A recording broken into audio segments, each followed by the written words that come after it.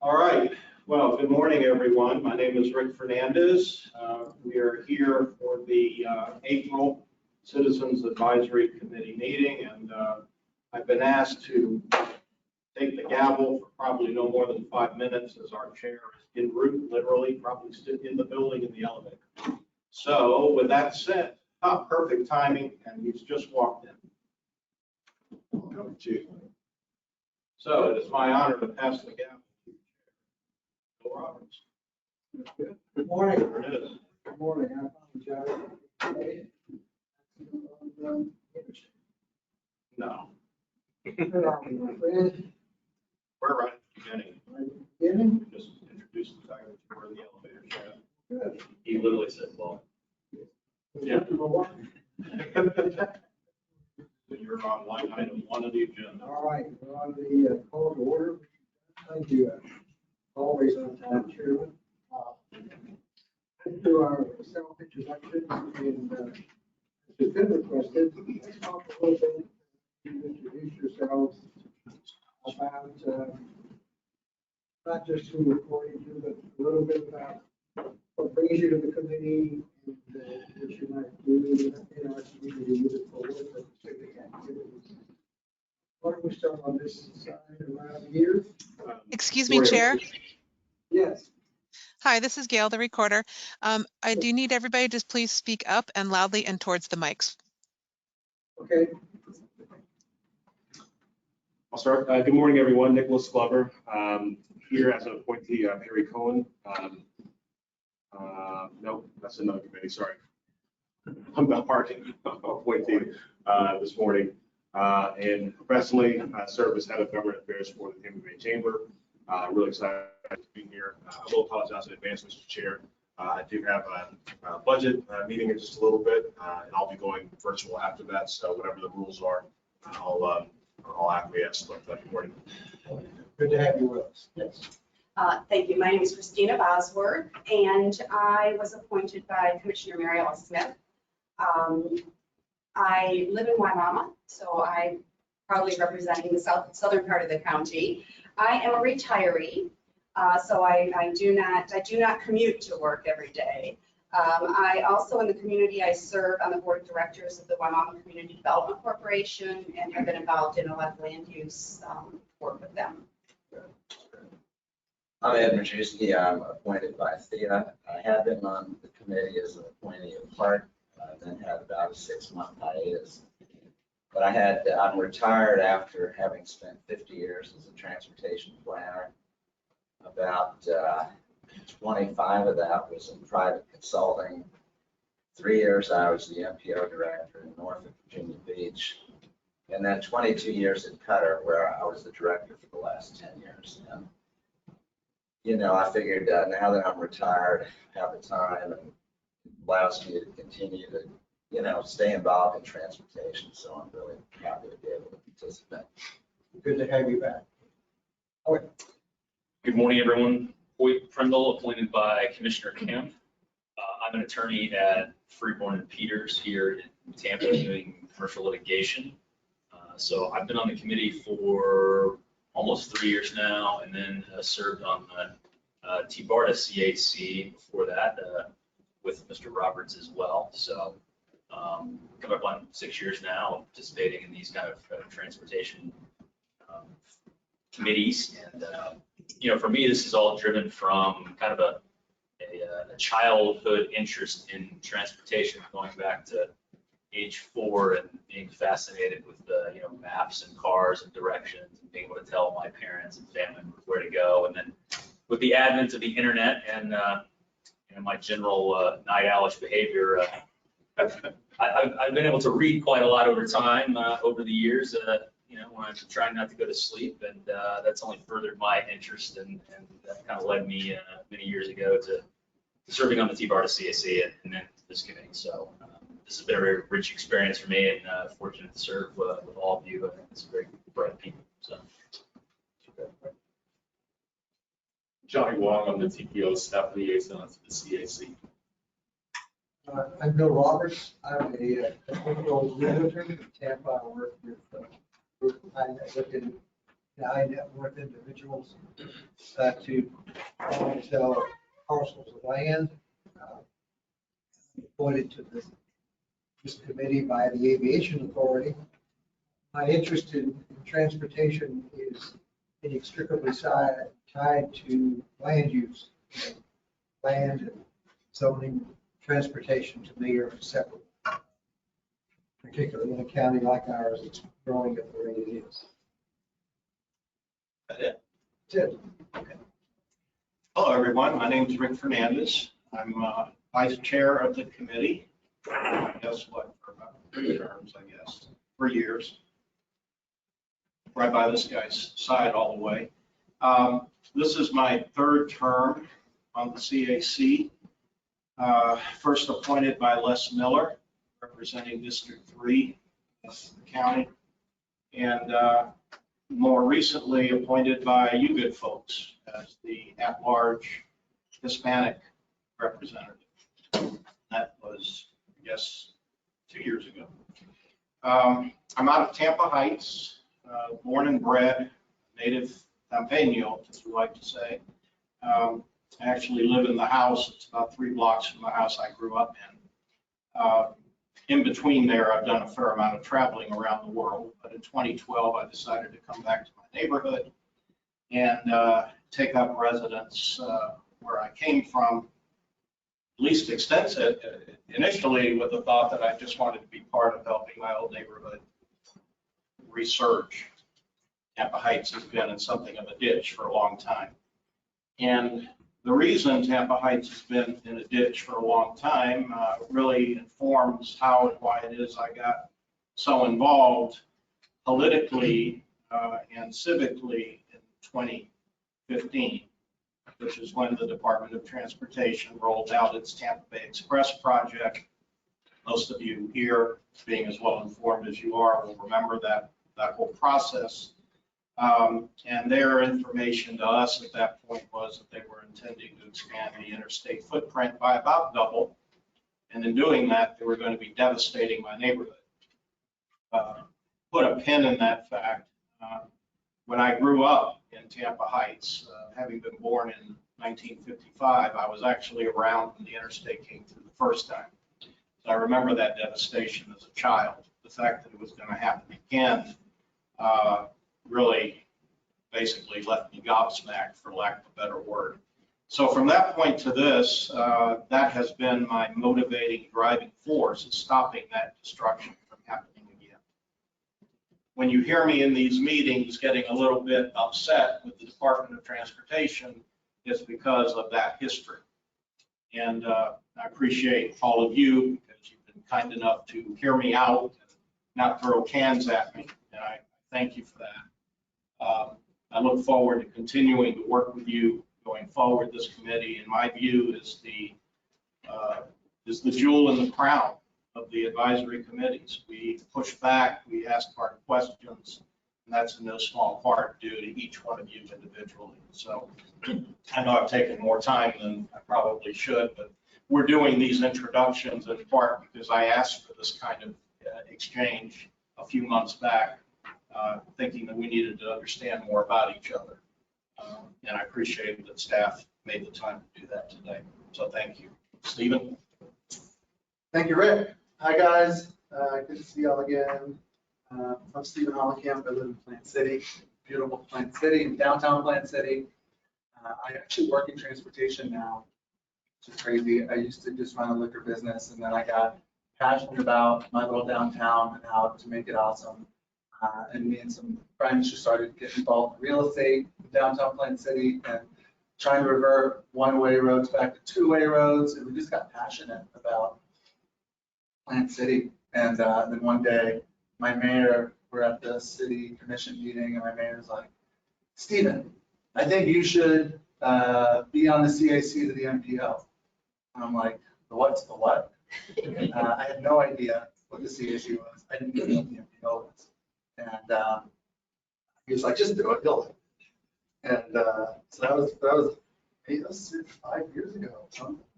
And yeah, and then now I'm involved in transportation. I saw a guy at one of these meetings and I was like, that's my buddy from high school. And so we chatted afterwards, and he's involved in transportation, and one thing led to another, and I was like, kind of trying to sell my business. I'd rather do what you're doing. And so now I'm working in transportation. So yeah. Hey, I'm Don Skelton. I'm a traffic engineer. I work for Way Engineering. I live in Forest Hills. I was born and raised in Tampa, and I was appointed by the board. My main interest in transportation is specifically the safety side, so I really enjoy getting to do that. I'm sorry, not appointed by the board. The port. Oh, port. Sorry. I misheard. So I'm Josh Frank. I'm a project director, urban designer, town planner at Dover Cullen Partners. Previous to that, I owned my own small urban design studio in Tampa. I'm from St. Petersburg originally, born and bred, so don't throw cans at me for that, you Tampaños. But I get to design cities for a living, and that's really cool. And that is what has led me to serving on this board. I serve on the T-BARTA board with Chair Roberts. I am also on the Ybor City CRA board. I co-chair the Economic Development and Mobility Committee. So I'm very involved in the city, in the county, in terms of transportation, land use, urban design.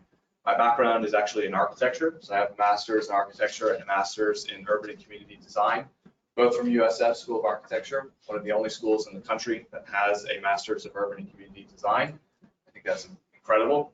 And I'm also the leader of the Boulevard Tampa campaign, which is the one of 10 that have been recommended by the Congress for New Urbanism to remove I-275 throughout Tampa's urban core. And I will soon be, in my professional career, the project manager for the removal of I-81 in Syracuse, New York, which is public. So that's going to be very exciting to be able to do what I've wanted to do and talked about doing here in Tampa in a different city. But I'll be leading that project, and happy to serve and happy to be a voice towards all things urban design. So I appreciate the opportunity. I'm appointed by Jessica Vaughn at the Hillsborough County School Board. So I'm appreciative to her for the opportunity as well. Good morning, everybody. This is great. I apologize for being late. I'm gonna go back and watch the video of this meeting so I can hear. I presume we started over here and went around, so I'll catch you guys on the line. We were waiting for you.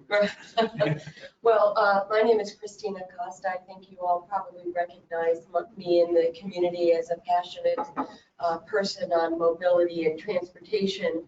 But what you may not know is how that started for me. I hail from a corporate background, big corporate names that you all know, like American Express and Marriott, and I had a really good run there. I left that work in large part to care for my father at the end of his life, and Dad was in a wheelchair, like many of us will be. And so I discovered that it was really hard for Dad to maintain a quality of life, even going to the grocery store, though he had one, in very close proximity. The built environment was so crappy. I want to use more superlatives than that, but it was just so bad, and I did not know how to talk about that. I didn't understand why is the apron to his grocery store resulting in cars whipping in without, so he was invisible in that context. And so I had that experience with Dad, and at right around the same time, this was all Great Recession-ish, my two sons were growing to the age where they were legally able to drive, and I, at that time, did not want to add another car to our family. So I took up my bike and became a bicycle commuter in Tampa, Florida. And I cannot tell you how many friends of mine begged me to call them instead of get on my bike. I will stop my work and come and give you a ride anywhere you want to go. Anyway, I biked to HCC, Dale Mabry. Yes, you're getting a visual of that. Anyway, that's how the seeds were born in me. I have had the great privilege of flying on a space available pass from my sister who works for United Airlines. So I have biked, not as an athlete, but as a way to engage in community and see new places in over 30 cities in 10 countries. So when you see what other communities can accomplish from an overall mobility perspective, it's not about the bike. It's about the overall building of communities. It's about that combination of land use and mobility, transportation options. I just became very enlightened over that course of time. And since then, I became very determined to make our city our community, a great place for people who choose or may have to use mobility options that are not me in my car by myself every trip. And so I do that through the nonprofit Walk Bike Tampa. I'm on the board also of the regional coalition that is FDOT funded called Bike Walk Tampa Bay. And I also started a small social enterprise consulting firm so that I could be on various teams and work actually to bring more facilities to bear. I'm a big believer in analytics, so I do things like work with large employers or HCC in Ybor City to understand how many students live within a 5-mile range, which is a very close proximity, you know, so just to do those deep dives and really understand it.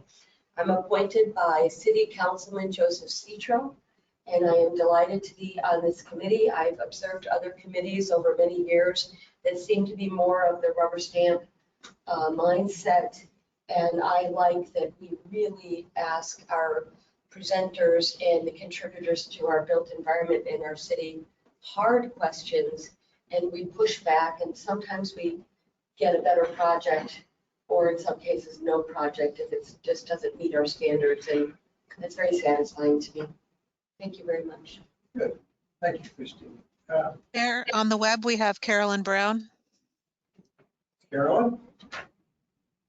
Good morning, everyone. I'm Carolyn Brown. I was appointed by Commissioner Myers.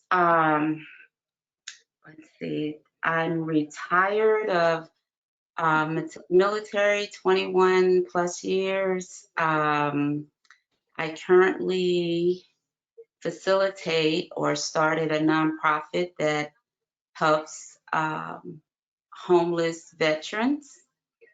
And I serve on the board or part of an advisory team of 3 other nonprofits that service veterans. And I'm originally from St. Louis, Missouri.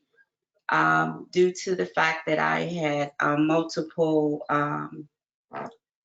cold weather injuries while stationed in Alaska, only choice I had to retire was either in Texas or Florida. So as you can see, I decided to retire in Florida. I've been in Tampa for about, I think around about 7 years maybe. I currently reside in Riverview. I think that's it. I'm very simple, so I am glad to be here. I'm learning a lot, and I think I've been here for just a year now. So yeah, that's all I have. Thank you for listening. Thank you, Carolyn. Good to have you with us online. Anyone else online? Miaza Morrison is also virtual. Hi, everyone. I'm Miaza Morrison, and I was appointed by Commissioner Cohen. I'm very excited to be part of this committee. I really am interested in transportation in the Tampa area. I'm actually in Lutz, just north of Northdale, and seeing the increase of businesses, which is great, but also the increase in traffic. Just interested to learn more about the processes that we are implementing here in Tampa and how we're going about resolving some of those issues. So I'm excited to be a part of this. This is my first year. I'm a small business owner here, and I'm very involved in the community with other boards and community organizations. So just excited to be here. Good, thank you. Well, anyone else, Gail? Yes, we have Terrence Trott. Terrence? Good morning. My name is Terrence Trott, African American at large representative since 2017 on the board. Resident of Riverview since 2004. Used to work at MacDill Air Force Base, CENTCOM, Department of DIA. And I think that's when I kind of started to get my interest on helping out transportation, transit, different modes of getting around, excuse me, of getting around and developing our towns a little bit better. It's been a pleasure serving on this board. I don't have the professional experience that a lot of you have, but I do like to read and learn. And when we have topics that come up, I think I'm able to add something to the table from our perspective. So it's been a pleasure serving, and I think that's about it for me. Thank you, Terrence. I'm a project manager currently. I work from home, so it's a little bit, I know it's funny, but I do get out there as I coach, and I do have a charity that I started that I'm working on the marketing. So I'm out there a lot, keeping my eyes on what's going on. And even though I work from home, I'm out in the streets a lot.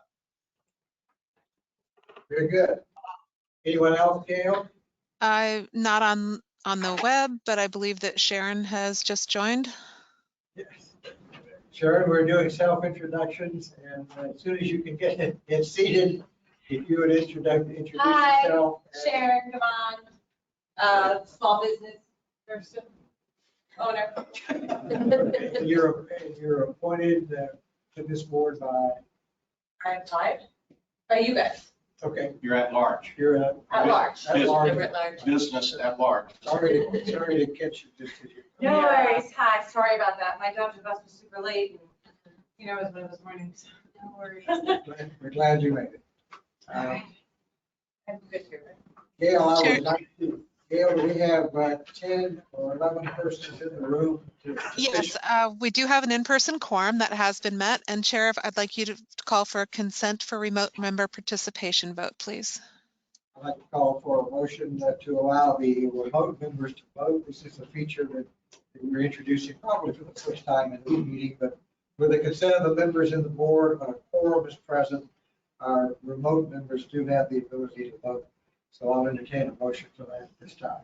So moved. I have a motion, do I have a second? Second. Second by Ed Majerski. All in favor, please say aye. Discussion on it? I'm happy to have discussion. Thank you, Chair.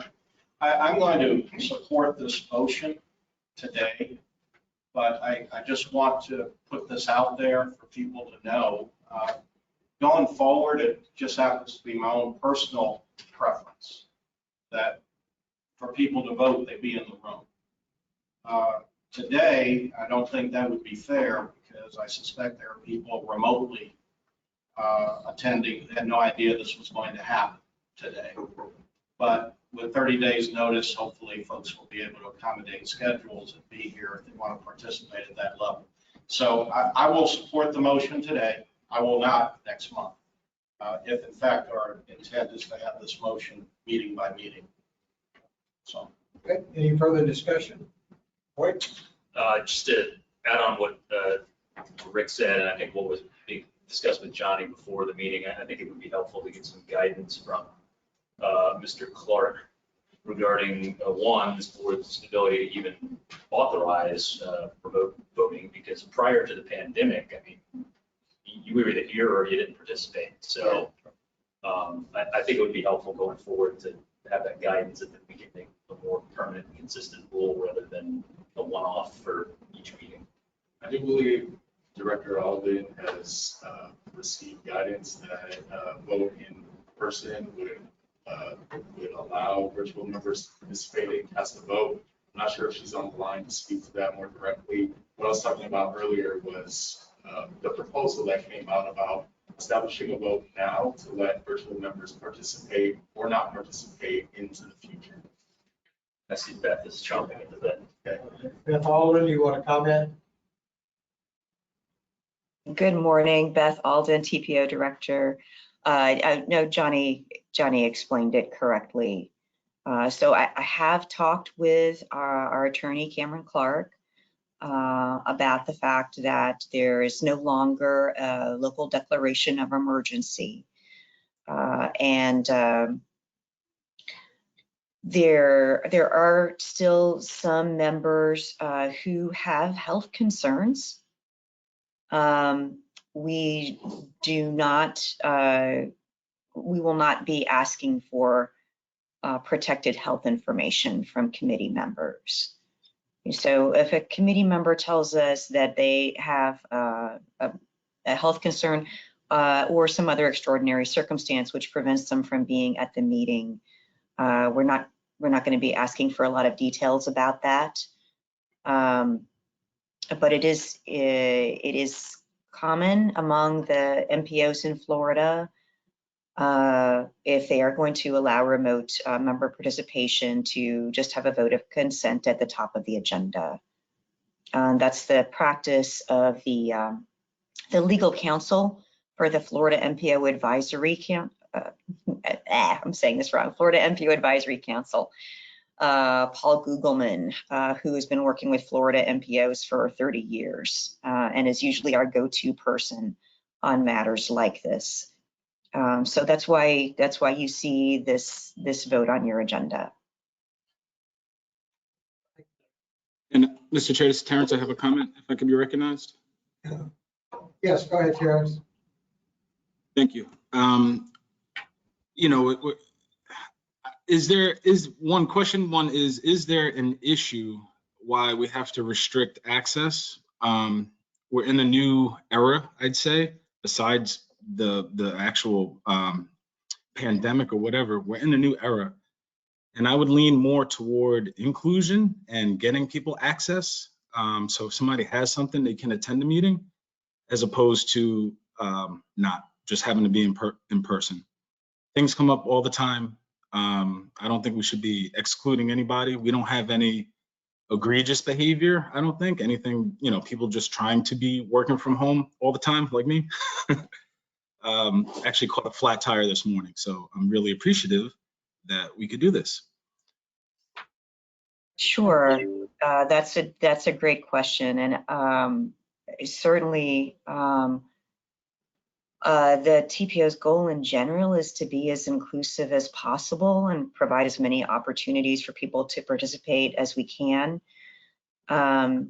We're somewhat challenged by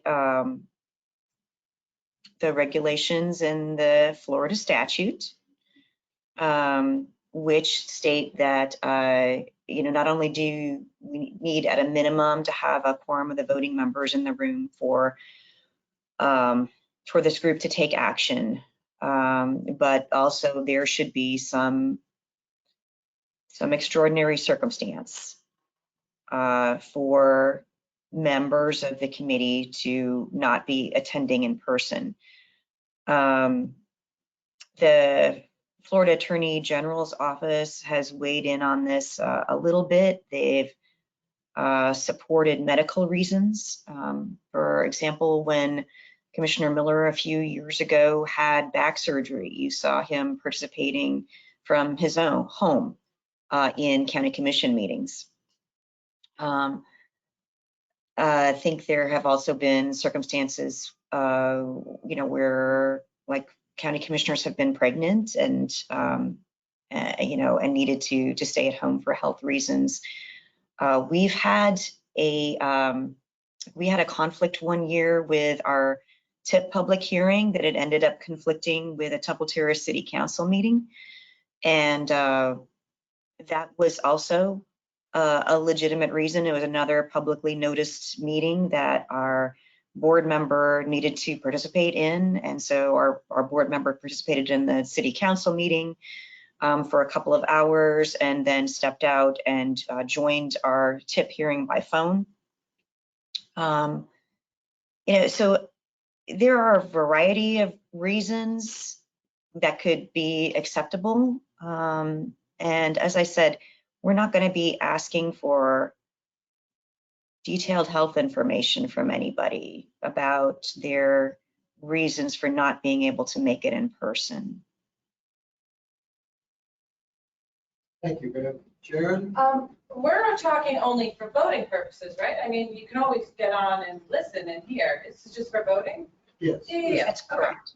This is a motion to allow voting by persons not in the room. Point, further comment? Yeah, just to conclude what I was saying, and we can address this probably with a different motion at a different time. I mean, obviously, what Beth said is important, and we can't, whack somebody for a health concern. I mean, that is what it is. I think what I'd like to avoid generally is kind of the issue we were dealing with in the pandemic, where, you're relying on the same 7 or 8 people to constantly show up to meet quorum. I mean, obviously, I certainly have things that I could be doing not here during this time. I mean, I know, Mr. Glover has his, everybody here could probably, look to say something that they had to give them a reason to be remote, but we all decided to participate on this committee. And so I don't think there's a problem with appearing remotely from time to time, but I think I'd like to avoid a scenario where it's, incumbent upon the same 7 people to show up so that we have quorum, so that we can actually do the business that we're required, by the appointment. Would it help if TPO staff takes attendance and indicates whether or not folks are participating virtually or in person? That way, at the end of the year, or beginning of the year when we do our attendance review, it'll be clear whether folks are using that as a matter of convenience, or if it seems that, if they're doing it on occasion, that they're kind of like using it for the reasons that it was intended to. I mean, I think, No. well, yes, in a sense that it would kind of give us the split, but I think we, like I said, need to come up with some policy, at least for the non-health, or maybe I'll just let that speak before I continue. Beth Alden, you're right, guys. Well, if I could just present one other way of looking at this. And we've talked about these requirements for quite some time at the regional level, and how do we promote citizen engagement across our very large 8-county region. Like for folks traveling from Citrus County or from city of Sarasota, it could be, a long drive, you could be stuck in traffic. I appreciate that that's not what's contemplated by the Florida Attorney General in what they mean by an extraordinary circumstance, but they also are not making it super easy for our citizens to be engaged. And so, at the regional level, for the purposes of inclusiveness, there's sometimes been a willingness for the folks who are physically more central to continue to be in person and allow the folks who are physically more remote to participate virtually. So I just wanted to put that out there as something that you might want to think about. Thank you, Christine. We have a motion on the floor. Is that, are we voting? I want to make sure I understand what's in question here. Are we voting on a per meeting basis, or this is in perpetuity? This is right now. Per meeting.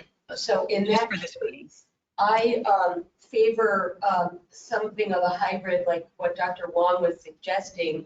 I very much appreciate the opportunity to participate remotely if I'm out of town or if I'm ill, because otherwise that would be an absence. And I think we all strive to be absent no more than 2 times, like that's 3 times per year. And so we really would face a weakening dialogue of perspectives if we didn't include the people that could only attend remotely. But I favor the notion of a maximum number of times per year that we could kind of use that as an option so that we can remain engaged even if it is remotely. And that way it would be more conscientious versus just a habit that could form in the context of none of us likes the commute. Well, I do, but I'm having more fun than most of you. So I think I'd like to suggest that. Okay, so noted. Josh, did you have a comment? I did. I just realized I forgot to pay the parking meter, so I have to do that. But my comment was, similar to Clint's, but I think what I would like to see from staff is, part of the issue of understanding who's been remote for a certain amount of time, if it's going from a legitimate reason for health purposes or whatever to perhaps more of a convenience or being abused. I serve on other boards where we have like an attendance report that is accompanied by the agenda, so we can see, oh, well, this person, hasn't been in person for 5 straight meetings, and that's something worth discussing as a board. And I would also like to see, the same level of information in terms of attendance on more than just a yearly basis. I think there are folks that, by no fault of their own, potentially have just been neither in person or virtual for a while, and it would be a shame to have to wait until a yearly cycle to address that topic. I don't know what if it's feasible to do that more frequently, but if we can at least see that information in front of us on a monthly basis, that will help us, I think, also manage the remote participation a little bit better versus in person. I think that's something simple to accommodate. If the committee wants to see that, we can put that in the agenda packet. Yeah, I think that's a good solution. Ed, did you have a? Before the meeting, Christina was talking about she's going to be in Mexico next month, and if she's willing to take the time from being on vacation to participate, I think she ought to be able to do that. The other aside to this is, I'd say, whatever we apply to us, we probably need to apply to citizen comment as well. I mean, if we need to be here in person, then citizen comment needs to be here in person. We at least need to sort of think about that in the mix of things. Good thought. Christine? I'd like a little clarity. Okay, if you are attending remotely, but you do not have the health reason, okay, you have a flat tire, you're out of town or something, and we do not vote to allow remote people to vote, can you still participate in the discussions? Yes. Even if you don't have the health excuse, you can still, as a board member, participate in all the discussions. Even discussions on a motion, you just can't vote. Is that correct? As long as we're facilitating remote attendance, Okay. a member can participate in the discussion and hear all the presentations, and they simply cannot vote. And the intent of this motion is that it would come up at each meeting, at the beginning of the meeting, and those persons in the room, assuming there's a quorum in the room, would vote to allow or not allow those persons attending remotely to vote. On a per meeting. And on a per meeting basis. Each meeting, we would have to take this action. That's And this in is my intent. per meeting, so that's what is being discussed right now, whether we should do that or just make the standard rule. If you're not here, you don't vote. We have a motion that will apply to this meeting only. That will allow people who are attending remotely to vote on action item or any action comes before the committee, as long as we have a quorum in the room.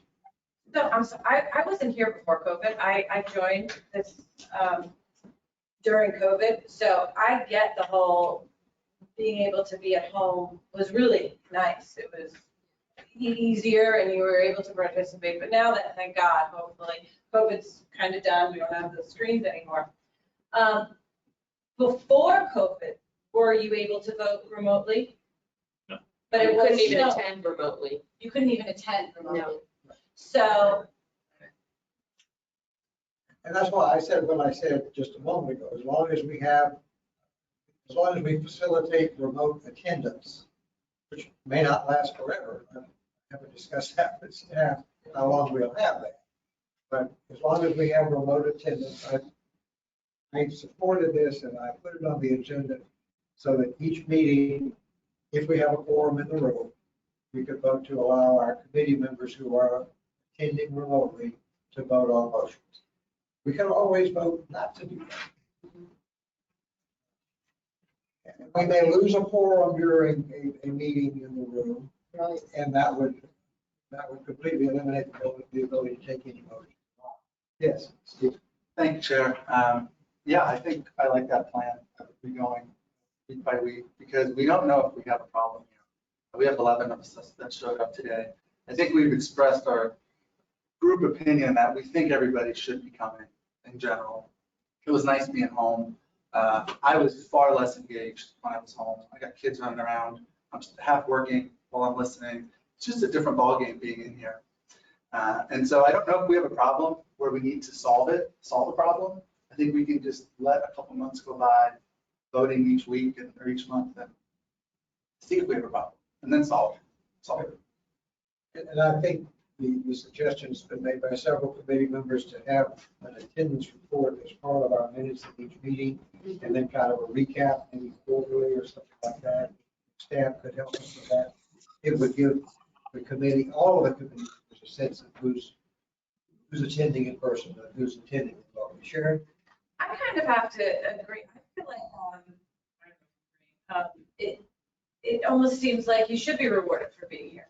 I don't know if we should vote every time or not. I don't know if you can make the rule, but I think to vote, you should be present. I mean, there isn't really, I think you should be able to hear what's going on and hear what's happening, but you should be present.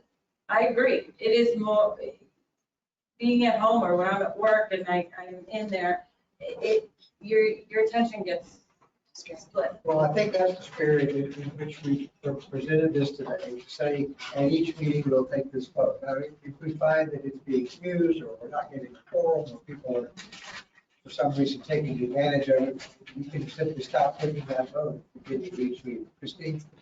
I'd like to see us move forward with the vote this morning that pertains only to today.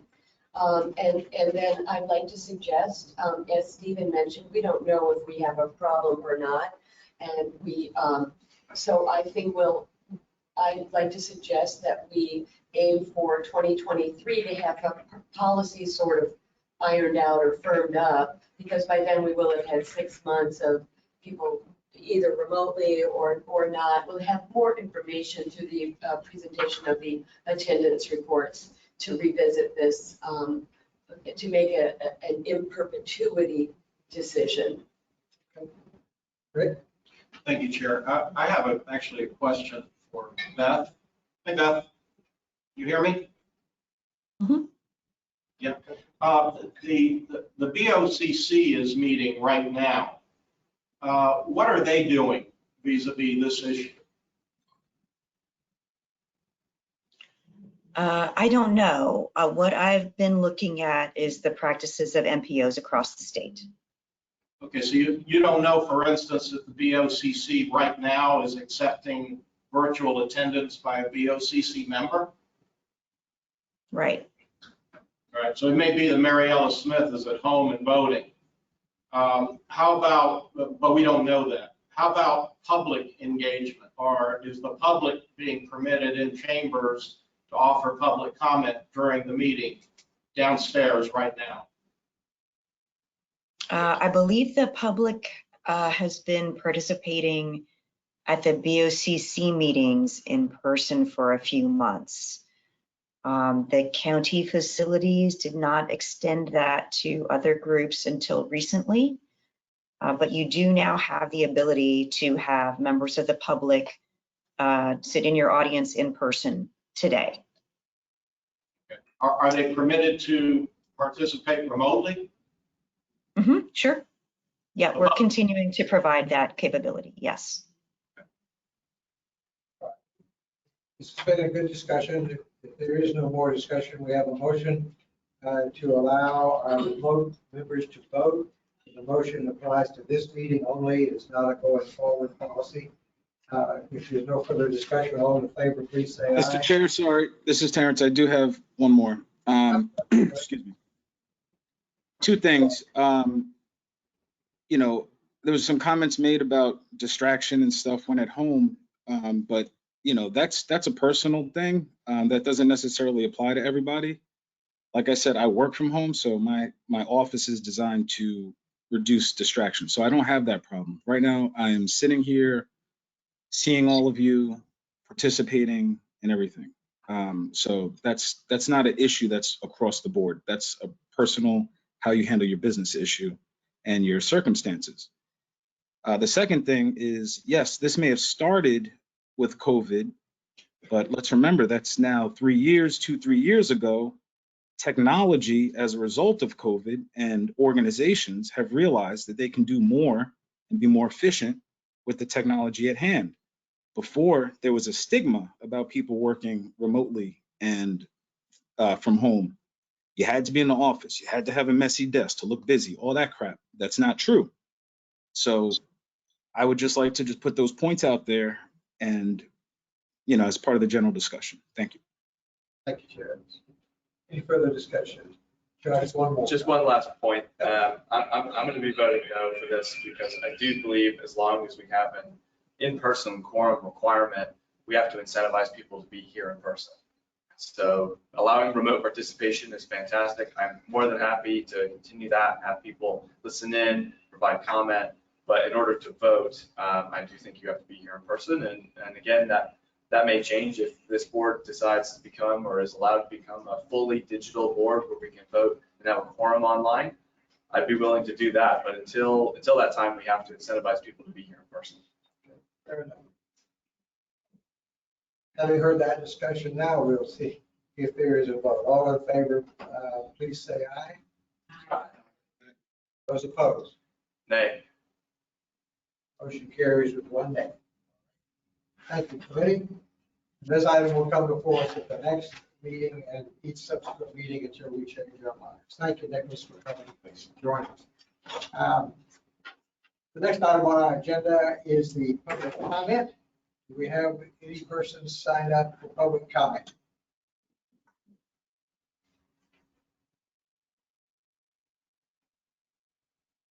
I'm not hearing any. I'm not seeing any in the room.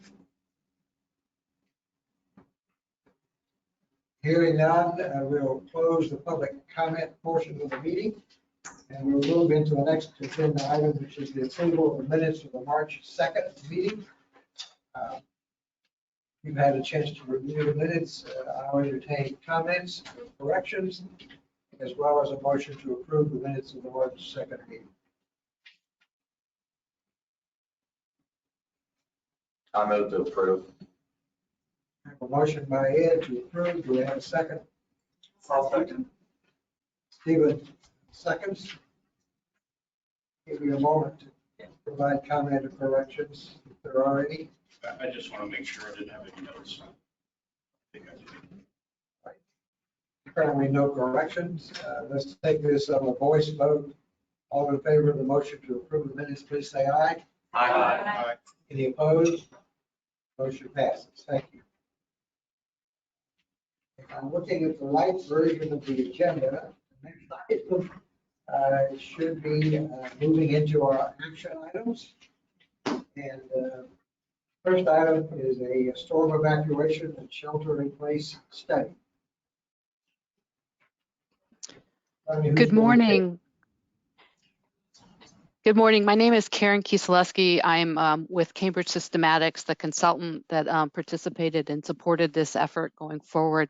I appreciate the opportunity to present today, and I apologize for not having my webcam on.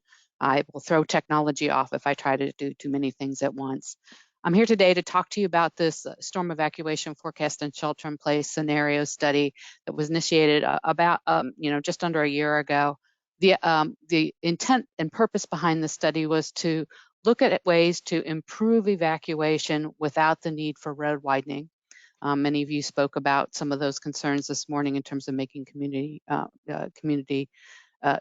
more friendly. So that was the intent behind our study and why we looked at some of the strategies that we did. So I'm going to walk you through a little bit about the study purpose. Whoops, too quickly on that. Study purpose, some of the issues that came up from some of our public outreach and stakeholder outreach, talk about the strategies that we looked at, and then some recommendations going forward we had coming out of the study.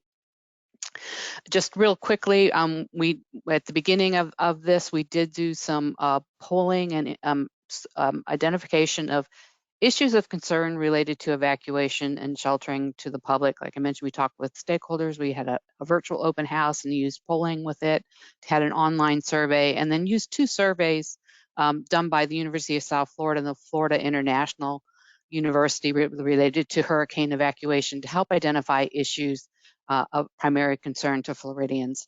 And I'll go through those in a minute. We then took from those issues, we then identified some strategies that were non-road widening strategies to be able to assess and evaluate research opportunities for improving evacuation and clearance times, and as well as other strategies to enhance those opportunities.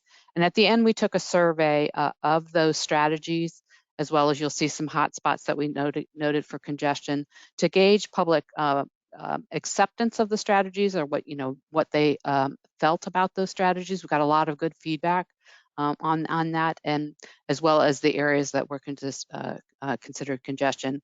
And then I'll go through our recommendations. So what came out of that first round of public input on needs and concerns related to evacuation and sheltering? Obviously, uncertainty about storm severity, location plays into whether and how or where to people will evacuate. So there was a lot of discussion about needing more accurate, trustworthy information. Traffic congestion was also a very high, frequently mentioned concern by people that responded to the surveys or going forward. They often mentioned the fact that everyday congestion leads them to believe that evacuation congestion will be even worse. So that was some of the topics there. We also noticed with this round that being with family and friends, including pets, is very important. And this is especially came out for people that would traditionally have to evacuate to shelters. They wanted to mention that if they have access to be able to, transportation access to either pet-friendly shelters or to family and friends, that it would be advantageous to them. And then while not specifically mentioned as an issue, costs were not mentioned, but that people did mention that they needed access to safety, but more importantly, quite a few people mentioned that their job responsibilities kept them from being able to evacuate or prepare for sheltering in place. So we wanted to identify that as well.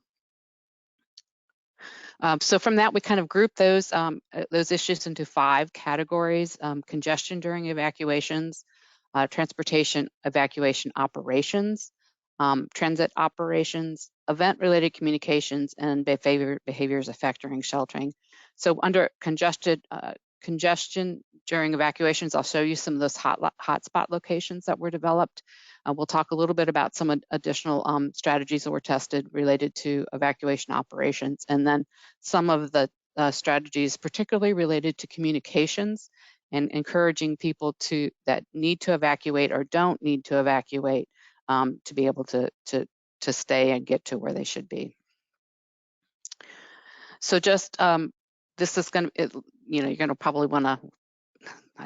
Looks like your slide is a little bit. There we go. I can see it come up before it comes up. These are the 10 we created. Looked at data from Hurricane Irma, the speed data that occurred over the multiple days that were involved in the evacuation of Hurricane Irma. As we know, that kind of, where will it land kind of thing impacted many parts of the state.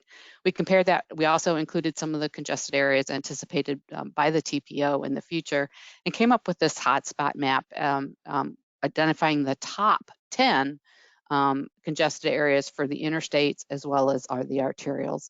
So while there are other congested locations, these are the ones that kind of rose to the top. So as to be expected with evacuation, being able to move northward and then eastward away from the bay and the coast is very important, which is why those segments of 75 and I-4 come up.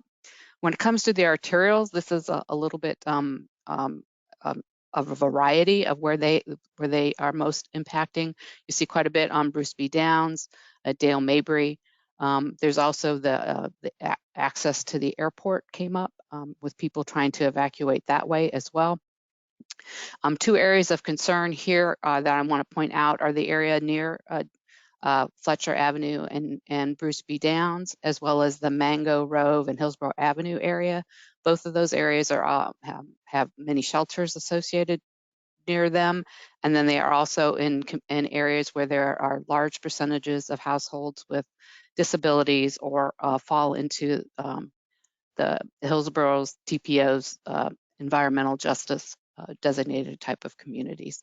So those in particular require access to, may require transportation support during evacuations and sheltering. I will also mention up on Bruce B. Downs, there we have some operational recommendations, in particular in terms of opening up gated access. So these are, I mentioned that survey at the end, we kind of vetted some of these locations with the public to see what they felt, whether they actually experienced congestion during a hurricane, with most likely Irma, and then, or whether they perceived or expected congestion. And these are the arterial locations. And you can see in many cases, people did anticipate congestion. And the concern here is that if they anticipate congestion, they may not leave when they may not evacuate when they should evacuate. And then there's two projects, two locations already that do have some improvements associated with them in the long-range transportation plan, cost feasible plan, and TIP. We wanted to look at, I talked about evacuation clearance times. That's the time period that it takes from or projected time period from when a hurricane evacuation order is issued and the time that everyone will reach a safe location. Those things are modeled every year or every few years to evaluate what kind of improvements are needed to support evacuation. We looked at some of these strategies, the three strategies in purple here, and tried to determine if we did these non-road widening kinds of strategies, would we actually improve clearance time? So we ran the statewide evacuation model to do that, and found that for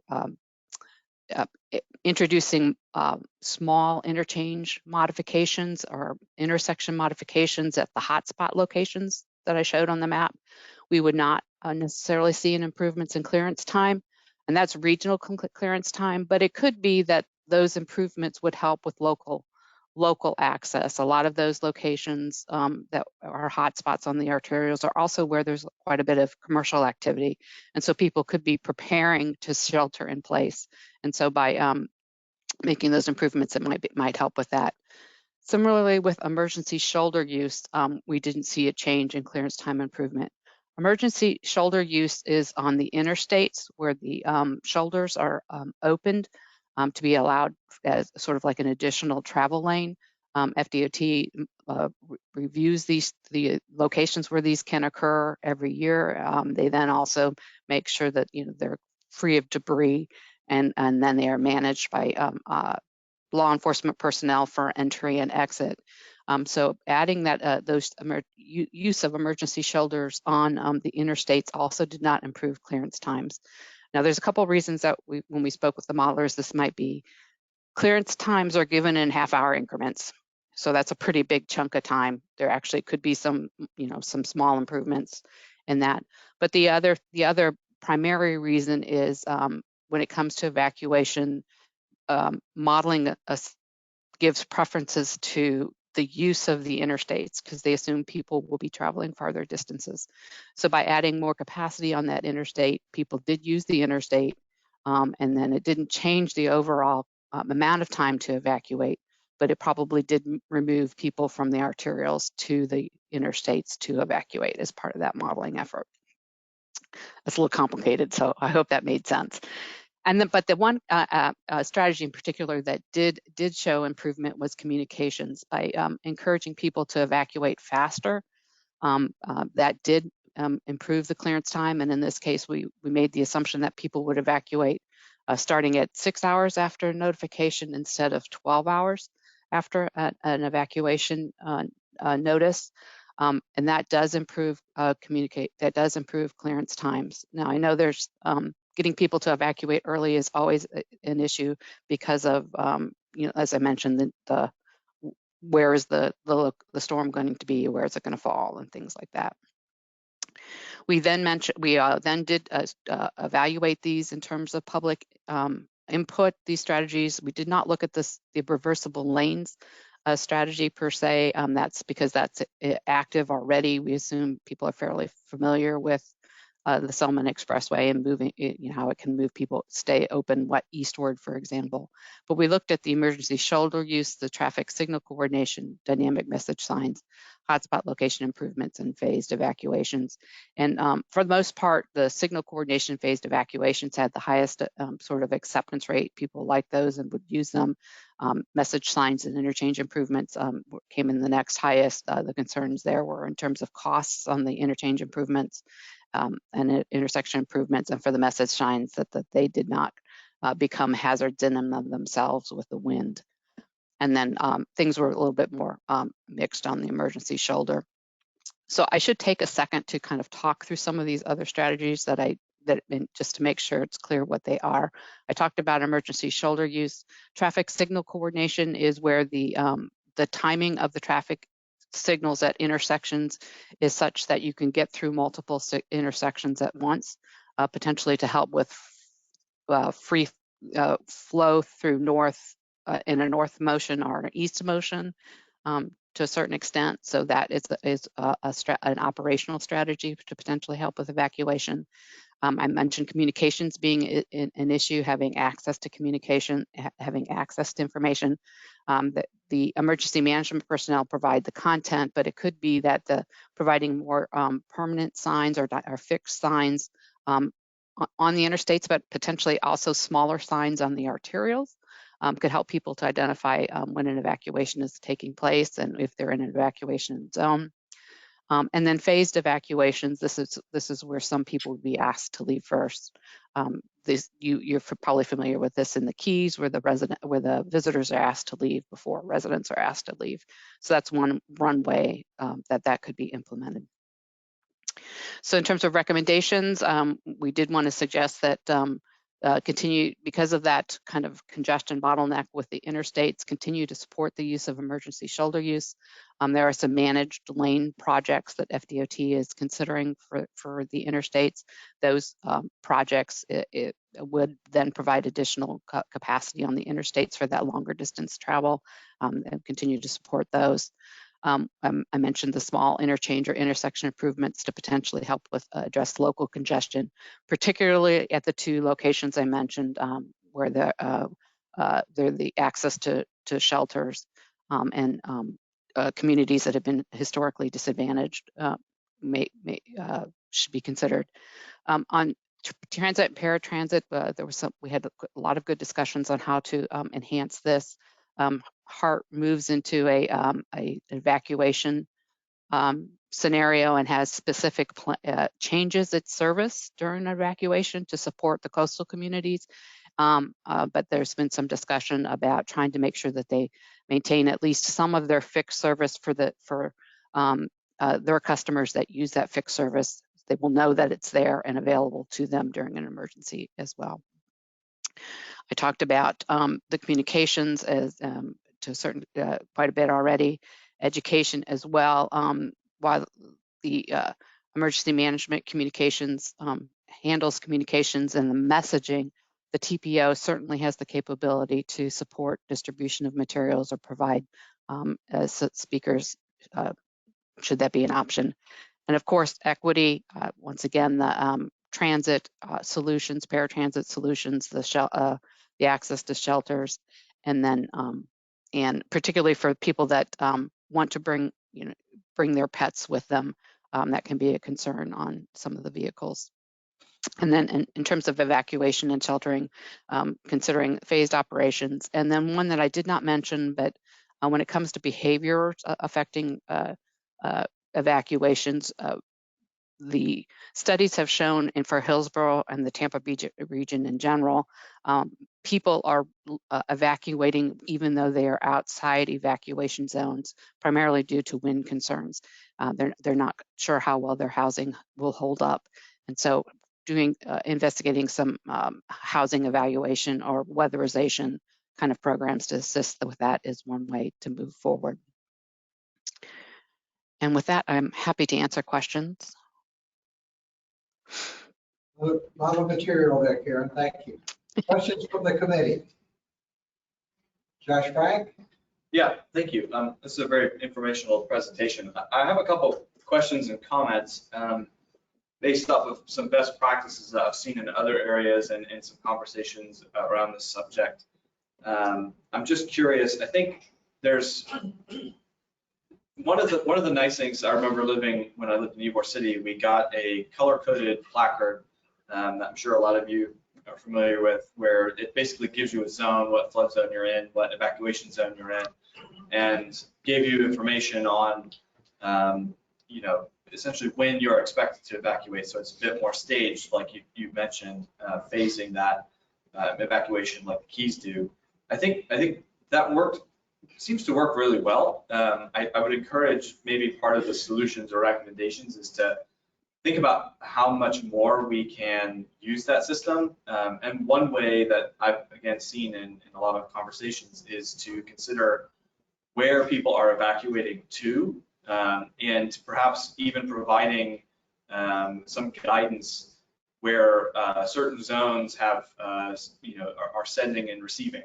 So, a zone A is geographically based and can evacuate to a proximity that makes sense for zone A, whereas zone E can evacuate to a zone that makes more sense for zone E. So even going so far as suggesting where to evacuate, not just how or when, I think is also something worth considering, especially when it seems like, we tell people when to evacuate and then it's kind of a free-for-all. Get on whatever road works best for you, but some folks may be driving to a different part of the state or out of state even. So I think that is worth thinking about. And then the last part of that is, I think from a planning perspective, one category that maybe you didn't include was how we can work regionally with the county and other cities and other counties to incentivize shelter space within a close proximity. So for example, a Polk County land use plan may have a little bit more flexibility for hospitality and hotel development that is in place, because it's essentially going to be a receiving zone for evacuations for the Tampa area, which is much more vulnerable. So I think that there's some added benefits to that. You could go into thinking about tenets of new urbanism and density around those things so that they become of value for those communities and not just empty hotel rooms. But I think that regional cooperation is something I'd like to see listed amongst your recommendations and support for this project, and also for the something that's worth looking at in vetting some of the other categories that you show. Thank you, Josh. Other comments? Christina? Yes, thank you, Chair. Christina Bosworth. I had one concern about the service study. I mean, it was great, a lot of information. But my concern was that the open house polling, there were only 28 residents with only 9 or 10 residing in the evacuation zone. In the online survey, there were only 23 responses with 12 in evacuation zones. So my concern was, I would have liked to see better resident participation. I don't know. I'm glad you used 2 other studies, but I don't know how old those studies were. It just would have been nice. I don't know how your outreach, what your outreach was to those people. From your recommendations, I agree education is critical. If we have 700 people moving into the county every day, that many are probably likely from non-hurricane zones and don't understand the evacuation requirements. I think it's critical to have education. Now, personally, where I live in Waimama, 39% of the housing in Waimama are mobile homes. It is not in an evacuation zone. Many of those people are non-English speaking residents. There needs to be some outreach to them so they understand they need to evacuate. I'm sure many of those people have no idea they need to evacuate and seek shelter during a hurricane. There is no heart service to this area. So, and personal transportation is often limited. So maybe this isn't for the TPO, but for the county emergency management. But this group really needs to be considered in the education because, and in English, Spanish speaking, because many of the people do not speak English, so, and they have limited transportation. Thank you, Christine. Karen, did you care to comment on that or simply receive the comment? Excuse me, Chair. If I may, I'd like to respond to that. I don't know if you can hear me. I'm Allison Ye. I'm actually the project manager for the study, and thank you for your comment, Christina. We share your frustration with the survey data, but I wanted to elaborate a little bit on that. So the surveys from USF were very timely. They were done immediately after the kind of COVID, within the COVID period. We also gathered statewide data, but truthfully, it's been very hard to gather survey data, even going through our contacts with emergency management and going through our contacts with our committees. So we were a little disappointed with those results, but one thing that we made sure we did was to look at where the hotspots were. We know that some of them are in environmental justice areas, and we actually specifically went to the University CDC and did a presentation at a community meeting there. As well, we went to the Waimama organization that was primarily Spanish speaking, actually, and did a presentation there as well, recognizing that we needed to do that, and actually distributed the survey in that manner as well. Unfortunately, the response was still not what we hoped for, but we share your concerns about looking at specific areas, especially areas that aren't served by HARD, and maybe people don't have time to think just about hurricane evacuations. So we're trying to. We tweeted out actually targeted zip codes, the survey and information to targeted zip codes in the areas that were identified as environmental justice and where their hotspots were. But I think we can always do better with that in the future, and that's something probably we'll make as recommendation to our emergency management partners. Thank you, Karen. Ed, did you have a comment? Yeah, actually a couple comments. One is, I was surprised that you didn't make extensive use. There's a wealth of post-hurricane surveys that have been done of how people actually responded. And to me, asking 40 people who are, their opinion on what's important to me is much less relevant than looking at how did people actually respond. And there's a wealth of that data out there. And the other thing is, something that I'm surprised wasn't mentioned is when you do a hurricane evacuation, you're trying to evacuate people in mobile homes and people who are in flood areas, whether they're in a mobile home or not. And one of the real issues is that a lot of people who are in a standard home really shouldn't evacuate. And they do, and they clog up the roads. And there's a lot that could be done by hardening people's, so they feel safe staying in their home, which they actually should. Anyway. Yeah, that's a good comment. And I think that reflects on Josh's suggestion about better information about who should evacuate and where they go. So I think those two kind of relate to one another. Sharon, did you have a comment? Well, yeah. Yeah, share. If I may, Allison, this is Karen. What I did not mention is that there was a statewide regional hurricane evacuation study that did a look at all the behavioral information from past hurricanes. It looked at the 3 most recent hurricanes, and then it also used cell phone application data to evaluate where people actually traveled. So we knew which people, where people were going to, from what county to what county, when they left, and things like that. So we did have that behavioral information. You're right, I neglected to mention that. That was a basis for everything that we did as part of this study. Good. Sharon. Yeah, I was just going to say, I kind of agree. Truth is, though, that most people stay until all of a sudden you don't want to stay or you're scared to stay. That's like, I think, a huge majority. I mean, we're discussing something that is a natural disaster, or God forbid, and people I didn't grow up with this at all. I mean, there weren't disasters in New York City like that. So it scared me, and everybody here says, oh, no, never gonna, you stay, until all of a sudden you're like, oh my God, I want to get out of here, the sky is big, what's happening? You know what I mean? So I think that definitely is something that's real and really hard to plan for, because the last minute people leave when maybe they shouldn't, as you just said. Christine? Couple points and some questions for Karen.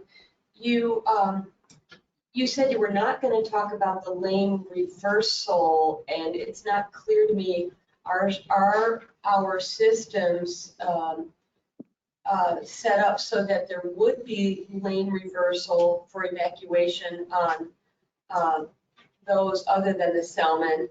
And I wondered if when HART is engaged as a vehicle means for those who do not have personal vehicles as an evacuation mode, do those buses, similar to a BRT, do they get preferential treatment on the roadways so that they actually are zipping past everybody to provide, to deliver people to safe shelter, whether it be in Pasco County or the other neighboring communities that would be less in harm's way, like Orlando or something? And the other point I want to make is, to Ed's point, some people, if they are not in a flood zone, should not be evacuating. However, many people choose to evacuate if a storm is imminent, and we don't know it's imminent until we just can't know at all, but they don't want to have to live through weeks and weeks and weeks of no power and the other things that happen after a storm has ravaged an area. So I wonder if there's any communication of how to shelter at home, what to have, and how can we do any messaging that would be encouraging and educational on, you don't have to leave, but be prepared for all this other stuff that happens afterwards. That was a lot, but thank you for hearing me. I think there was a question or two in there. Karen, Yeah. would you like to respond to Christine's question? Yeah, I will respond to the reverse flow or contraflow question. We did not survey, we did not ask people about that on the Selman because we figured they understood the Selman operation. And you're correct. I should have mentioned contraflow in terms of like I-75, I-4, I-275. People also often think that would be an ideal opportunity to make the southbound, northbound, for example, to be able to add more capacity during an evacuation. And there is a couple very strong reasons for why that is not used in Florida. We are a peninsula for one, and so we need to be able to, you mentioned after a storm, being without power in that. The service providers and the Home Depots and Publix and that, they want to be able to stage goods and services. FEMA wants to be able to come in. So they need to have that opportunity to come southbound, for example, ahead of a storm and stage at certain locations so they can get goods and materials to residents as fastly and quickly as possible after a storm. That's one of the reasons that we don't do it. Another major reason is that to be able to do that safely, you have to have personnel at every interchange, as well as any kind of crossovers. And that is an awful lot of first responders and emergency staff that are needed elsewhere during an evacuation. So that is often why that's not being used going forward. And why concepts such as the shoulder use, taking advantage of areas that are there, are used. And I should just explain on the shoulder use, they only typically take one side of the shoulder. They don't use both shoulders. So that there's always a concern about emergency, ambulances and that being able to get through. So there's usually at least one shoulder to be able to do that going forward. I think you asked a question about the evacuation and HART and transit in terms of being able to go to shelters regionally. Right now, the operations are within the county But they do provide, provide services to regional transportation providers like Greyhound and Amtrak. But that is a good thought in terms of how to potentially share those going forward. The school district helps provide some support as well during an evacuation when it can. And then, but one thing to note is that with driver shortages all the way around, this is becoming a tougher issue to consider in terms of how to deal with evacuations with transit. Thanks, Kara. This is an important topic and a good report, but we do have some other business, so I'd like to comments as brief as possible. Rick Fernandez, you're recognized. Thank you. Well, with that, with the chair's preamble, I am going to honor that, and I'll keep this very short because I have a lot of questions. The first one is procedural, and it has to do with the ask on the agenda face sheet. We're being asked to accept this report. So I think we all understand that we could vote to do that. That's just a recommendation. But if it goes to the TPO board and the board accepts this report, what does that mean? What happens next as a result? Karen? Karen, I'll take that if that's okay. Mr. Fernandez, yes, these are recommendations to the board.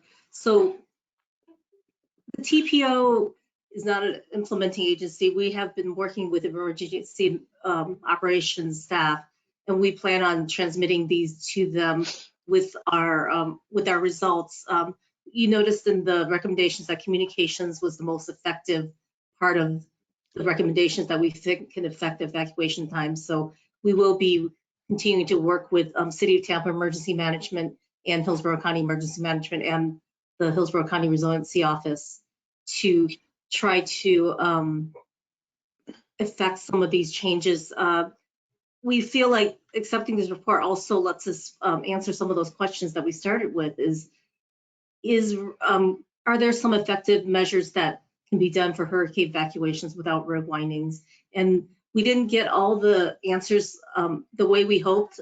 For example, we were hoping emergency shoulder use would be a more viable option, but it turns out it's akin to widening a road. The capacity just increases. So as a few people have mentioned, sheltering in place is really important. And that starts with communications and having the right materials to people, which I don't want to say emergency management has not done any work, because every year they come out with a hurricane guide and recommendations of how to shelter in place with hurricane kit. But obviously, as with survey and other forms of communications, it's not as effective as we hope right now. So some enhancement needs to be done there. And the question about regional coordination, that's something that we will and should recommend as well. So as a recommending agency, we're not able to implement directly any of the recommendations, but we will be working with emergency management on that. Well, Rick, let me direct your question to Johnny, if I may. Say, so what happens to this recommendation when it goes to TPO, which I think is really what Rick is looking Rick, are you asking if the TPO board accepts the report as is, if any of the comments made today will be addressed? Is that what you're getting at? No, I'm not really worried about our comments here. We say what we say, and whatever gets communicated gets communicated. My concern is I'm not satisfied with this report. That isn't, not to telegraph my thought process too much. I think there are a lot of holes here, and if I were cross-examining Karen on the record in a deposition, we'd probably be talking for 4 hours about this. And I'm not comfortable accepting a report, quote unquote, and sending it on to the board. But if we do, and the board gets it, what the hell do they do with this? Does it just sit on the table somewhere? Is there implementation that can be expected? What action comes from this work product? Sounds like, based on this answer, the TPO will be to facilitate the recommendations coming out of this report and have the implementing agencies adopt them somehow. So the recommendations are to enhance communication and to pursue a means of different ways to enhance capacity without widening. So I think that the board giving approval of this report would just mean that when we transmit those comments to the implementing agencies, it will be clear that we don't advocate for using contraflow. We don't advocate for using shoulder widening as a strategy on both sides of the road. Communication needs to be enhanced, et cetera. Okay. Josh, right. Well, if that's the case, I think this report is shockingly lacking in the amount of recommendations for transit. We've had a lot of conversation about how this impacts our interstate highway system and arterial roads, but very little recommendations or actions for transit, which I think is incredibly missing and needed. And so if this is going to be something that the TPO is going to help facilitate, I would really hope that the transportation policy would be much more well-rounded than it is reflected in this study as it is. So I'm inclined to not accept this study because of that fact alone. I mean, if we were to just pass this based off of the road recommendations, essentially that came from this, you know, it leaves a lot to be desired. And anyway, more people died in the evacuation of Hurricane Rita than in Hurricane Rita itself. So this is a major problem. And so we need to make sure that we've got a much better, well-rounded solution than what's presented in this packet. Thank you. I'll make one more comment. Always. Okay, I promise these are going to be brief. Okay.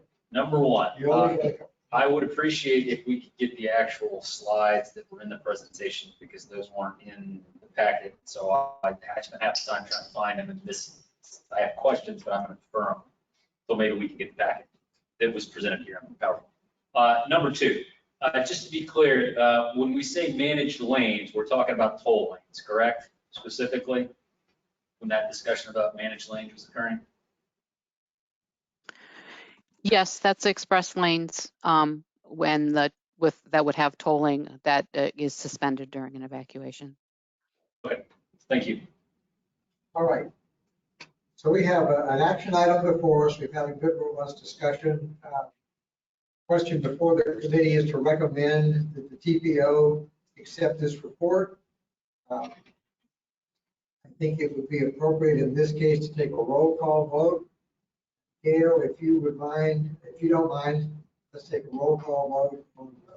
Actually, I haven't got a motion to approve it yet. So does anyone care to make a motion to approve this report and recommend it to the TPO for acceptance? Looking for a motion. I'd like to make a motion to defer the vote on this next meeting pending some additional questions being answered, because it seemed to me that there's several committee members here that have additional questions and concerns, and we're not fully fleshing those out. So my motion would be to defer the vote to next meeting pending those concerns being addressed. We have a motion to defer this item to the next meeting, or at least a further meeting. Is there a second? A second. Christina Costa will second the motion. Is there any discussion, brief discussion on the motion to defer? Rick Fernandez. Yeah. I won't support that. This is the why. If we defer this action, this is still going to go to the TPO board next week. And other committees, I suspect, have looked at this and have taken action and have made, in many cases, what I suspect are rubber stamp approvals. So what the TPO board is going to get next week is no action from us and rubber stamp approvals from other committees. And then this is going to pass into the darkness. We'll never see it again. It won't come up for the TPO to consider again. So personally, I'd rather have our action, whatever it is, in front of the board next week, rather than defer it until it becomes irrelevant. Well, assuming that's accurate, I would then I would withdraw the motion, because the whole point of us voting on this and reviewing it is so we can give advice to the TPO board. Dr. Wong, can you clarify what would occur if we do or do not take action? Yeah, to clarify, Rick was absolutely right. This is already on the agenda for next week's policy and board meetings. So I would withdraw. I also would withdraw my second. The motion and the second have been withdrawn. We now entertain a motion to approve recommendation of the report, move it to the board. Sharon, wants? I'm sorry. Then it doesn't matter whether we approve it or not, it's still going to be discussed. What do we actually vote? I think the answer, Dr. Wong, is it's on the agenda for the next TPO board meeting, and that we have an opportunity to take action on it today, either to recommend it or to not recommend it. And that's the motion that I'm seeking at this point. Ed? Yeah, I'll make a motion to approve it, but I'm going to vote against that motion.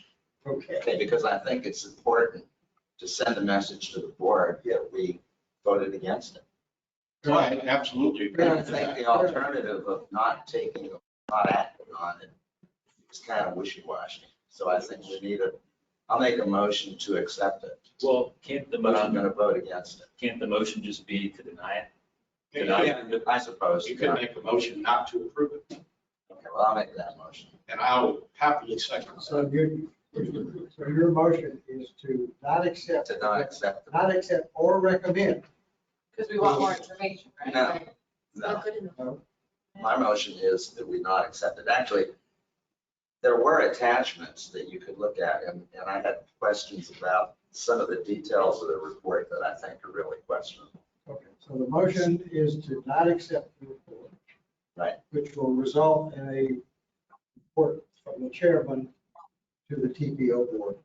Hernandez, you second that motion? Gladly. All right. We've agreed on something. We This is freaking history. all three of us agree. So we have a motion and a second to not recommend this report and to report that action to the TPO board. Is that fair? Yes. All right. Is there discussion on that motion?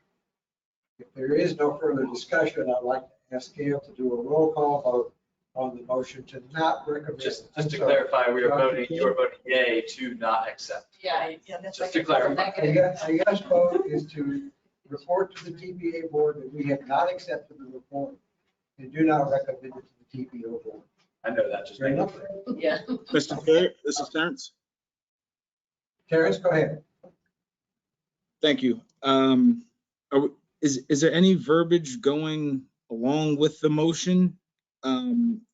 So that the board knows what's up, knows why, instead of just getting it, disapproved. I just want to make sure something's in the narrative where they understand why these motions were made.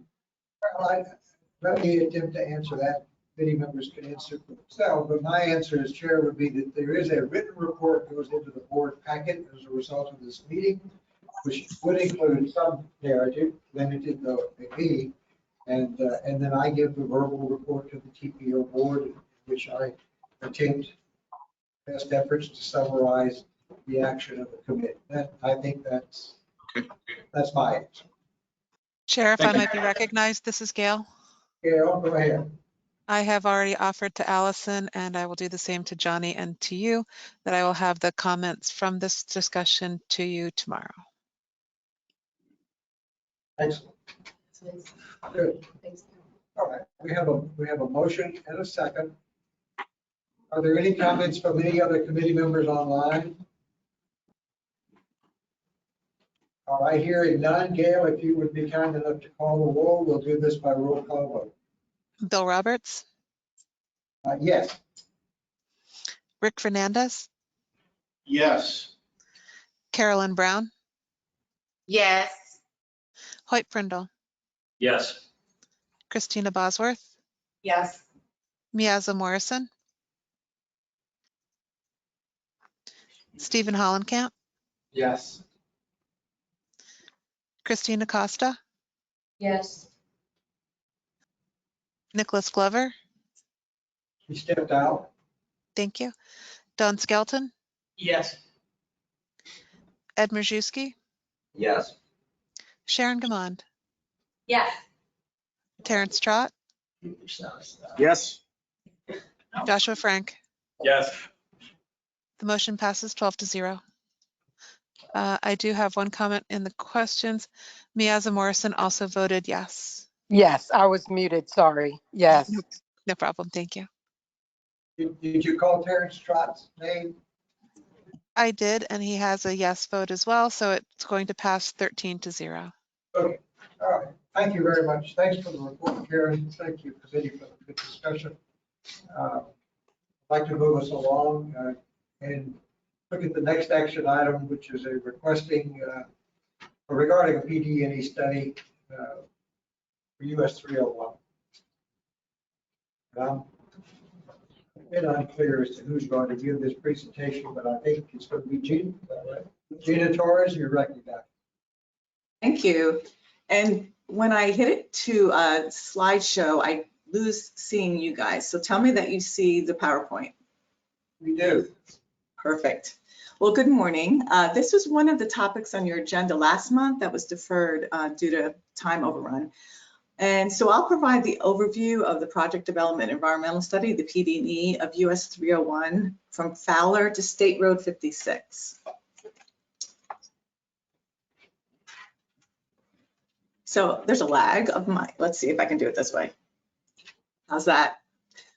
Okay, for perspective, this project is mostly in Hillsborough County. The green line delineates Pasco County line where the project continues short distance to State Road 56. The stated need for the project is to address capacity, safety, non-motorized mobility, and recognizing that this road is a regional evacuation route. The majority of the 13 miles of roadway currently looks like this, 2 lanes undivided.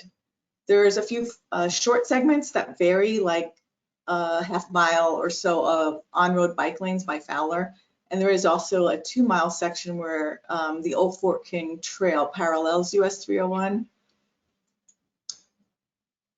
The PD&E is considering a typical section of 4 lanes divided with 12-foot shared use path on one side. And there's also a sidewalk for a short section down by Fowler, which is a couple miles with a sidewalk. The project costs are shown here. The total is just under $200 million. And the study was kind of conceived several years ago, but it was put on hold. And as it now moves forward, there was a public hearing at the end of March, and comments are being received this month. So several concerns were raised by TPO committee and staff when this was presented last month. So I'm going to review each concern, and these are documented in the letter that is attached that we're asking for your support to move forward. So this roadway is mostly outside the urban service boundary, which is in the adopted comprehensive plan. And there are no plans for increased density along the corridor, and widening really does put pressure on the area to develop. The project's not in the long-range transportation plan, cost feasible plan, and it has not been part of the plan's needs assessment since 2014, when it was listed as a potential need outside or beyond the 2040 horizon year. Forecasts indicate future traffic will not reach the level of many of the other arterial roadways in our county. The study highlights that congestion is focused at the bookends. So like Fowler Avenue in Hillsborough County and State Road 56 in Pasco County. So operational improvements rather than widening the entire length of this roadway would be a better solution considering the cost and the impacts to the surrounding environment. There are higher priorities in the long range plan, and those are inside the urban service boundary, like US 92, like widening that to alleviate I-4 traffic is a good example. Safety improvements needed on the high injury network are also a higher priority, and many of those are state roads. Though this segment of US 301, or at least a piece of it, is part of the high injury network, I think it's number 47, the proposed project will not necessarily alleviate the safety problems. The study shows design speeds of 60 to 65 mile an hour posted speeds with no lighting improvements. And we feel like this may lead to more severe injury and fatal crashes. The proposed wide median could reduce centerline crossover crashes, which were being experienced out there, but those could be mitigated with improvements at the locations where those were happening, like roundabouts or traffic signals, and some other speed management strategies could be considered throughout the corridor. There are wetlands on either side, which serve as a source of drinking water, and the corridor intersects with the designated wildlife corridor. And lastly, there are potential conflicts with access to existing and planned trails, like the extension of the Old Fort King Trail. There's some conflicts we feel at the John B. Sargent Park. So at this point, we'd like any further input from the CAC on other things that we may want to include in the letter. You can offer some of your thoughts on what we've put together so far in this draft. But we would like to forward this letter to the DOT with the signature from the TPO board. So I wanted to go quickly through that. That was fairly quickly. And if you guys would like to ask some questions, I hope I can answer those for you. Thank you, Gina. That was good brief presentation.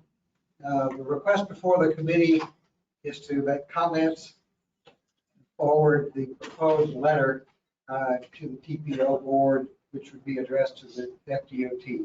Josh Frank, you have a comment. Yeah, Gina, can you go back one slide for me, please, to your list? Thank you. I am so glad to see this list. These are all the concerns that I think are legitimate, and it's nice to see it on this side instead of the trying to have us provide these this time. So, but I do think that there is some room for improvement as well. The bike ped infrastructure along 301 is really, aside from the trail locations, rather dangerous, especially for bicyclists on the roadway. I think your typical sections of 5 foot, it's probably not even officially a bike lane, it's just leftover asphalt. But even if they were striped as bike lanes, that's really insufficient for a road with the design speed of 301. So I would think from a Vision Zero standpoint and from a county safety for cyclists perspective, there's a lot of room for improvement there. I would also say that the expansion, showing the trail conflicts and the better options for safety is great. I would say that the ability to improve those is also really a great opportunity, because this is connecting to Hillsborough River State Park, for example, where a lot of people take their dogs, they take their kids. There's a lot of events that happen there. This is an asset, and so for us to turn the challenge of safety and conflicts with the trail into an asset is something I think is really possible. So I would encourage the letter to also stress that there's opportunities to make this a really great street to connect some of our cherished public spaces. So that's all I have. Thank you. Thank you, Josh. Rick Fernandez. Thank you, Chair. Hey, Gina, how you doing? Great. You hear me all right? Yes, I hear you great. Just fine. Thank you for the report, and I'll certainly echo Josh's comments. It's refreshing, and I'll move to make you an honorary member of the CAC after that. So thank you so much. I actually am nerdy enough that I reviewed the YouTube video of the Livable Roadways Committee meeting when this item was presented to them in full bloom. We haven't gotten the full bloom report. And you all have done an exceptionally good job, I think, of addressing most of the issues that were raised there, and I appreciate that. There was a comment made by Amber Russo at timestamp 1250 of the YouTube video that this project, let's see, what her quote is, design is currently underway. There may be those in the room and at staff that might understand that that raises a red flag for me. Is there anyone anywhere on the face of the earth that is suggesting that this project has moved into the design phase such that it is beyond the point of no return and the TPO board has lost unilateral authority over it? Rick, I got some clarification on that because that was concerning. And Beth, if you're listening, you can, make sure that I'm stating this correctly. But until a preferred alternative is chosen, the funding for, I didn't think the funding for design was actually going to be available. unless a preferred alternative was chosen, and a preferred alternative has not been chosen. That's pretty close. We checked the work program, including the tentative work program, and there's not currently funding for the next phase after the PD&E. All right, well, my suggestion would be that there be some footnote in this letter that memorializes that fact and understanding. So when the board takes action on this, they realize they still have some flexibility if in fact this comes back to haunt them later. But that should be everybody's, or on the top of mind for everybody when they're reviewing these projects. The other question. I think the board members are aware. I'm sorry? I think the board members are aware. Okay, well, you asked for suggestions. That's a suggestion. You can incorporate it or not. That's up to you. The other question I have is, again, on the YouTube video, Kurt Bogan interjected himself, making the comment that or justifying the road widening on 301 because it is a designated hurricane evacuation route. I may have missed it. Is there any comment or reference to that particular issue in the letter that I just overlooked? Oh, I don't think we address, we give reasons why we don't think the widening is necessary, but we don't talk specifically about the evacuation route in the letter. Okay, well, my comment is simply, unless I misread it, I don't believe that this 301 corridor was one of the hot spots that was identified in the report that we just basically put thumbs down on about 25 minutes ago. And we've been hearing the hurricane evacuation route justification for expanding roads now for 7 years. If in fact the hurricane evacuation route justification that was presented to LRC does not have legs, then I think that that should be called out and mentioned in the report. Thank you for those comments. We'll take a look and see if that, I agree with what you're saying, or I understand what you're saying. Sure. Okay, thank you. Are there further comments, Christina? Yes, I really love the letter. I strongly support it. The only thing that jumped out at me that wasn't in there is during the first bullet point that says widening will put undue development pressure on the area. And what jumped into my mind right away is that which will multiply the effects on the wetlands, on the wildlife, et cetera. I don't know if you want to expand on that at all. The only other question I have is the public comment closed 2 days ago on this. I know because I went in last week and submitted my comment. But will they accept this letter because it's coming from the TPO after they closed public comment? Yes, we verified that, and yes, that I believe that it said April 4th, but they know that the TPO, our committees and board have interest, and our county commissioner, everyone seems to have some strong comments about this, so they'll accept those comments.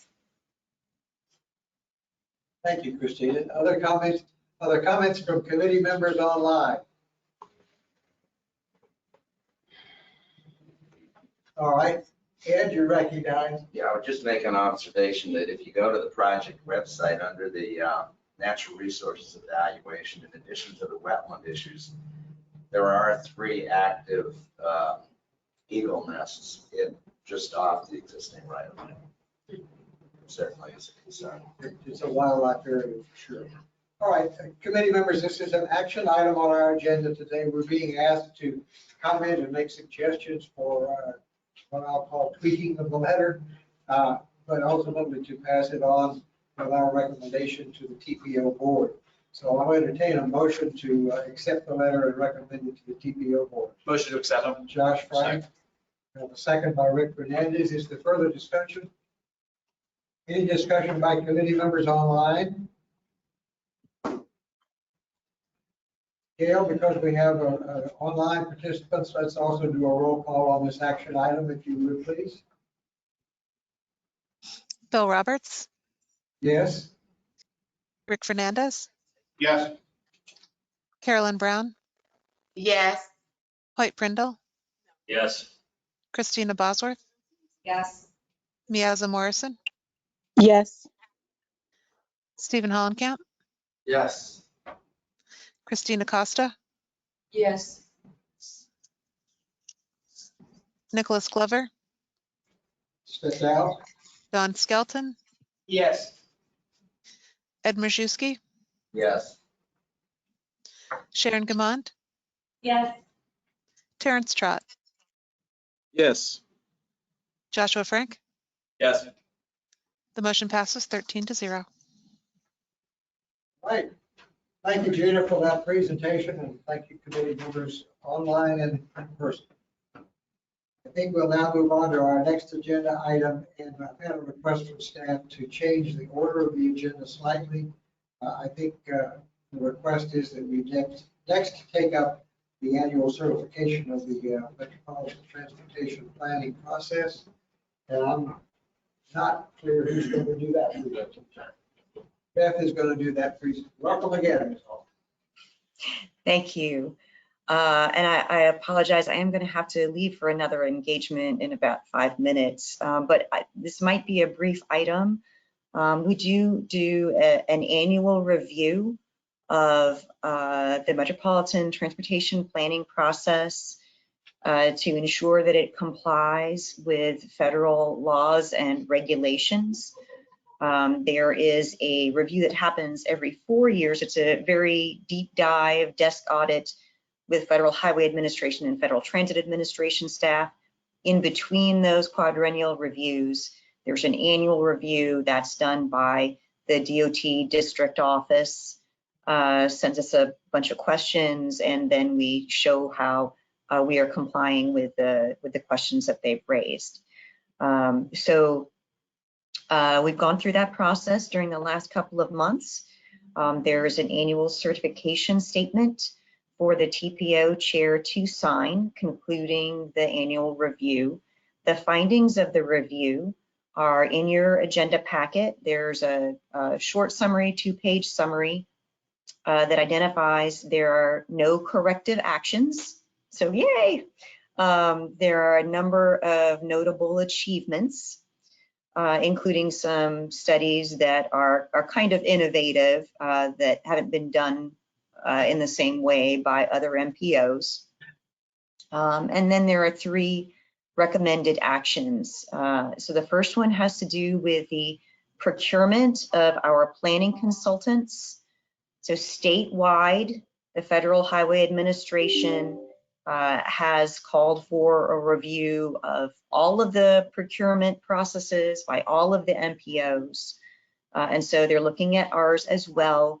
They want to ensure that there were not points given in the selection process for including disadvantaged business enterprises.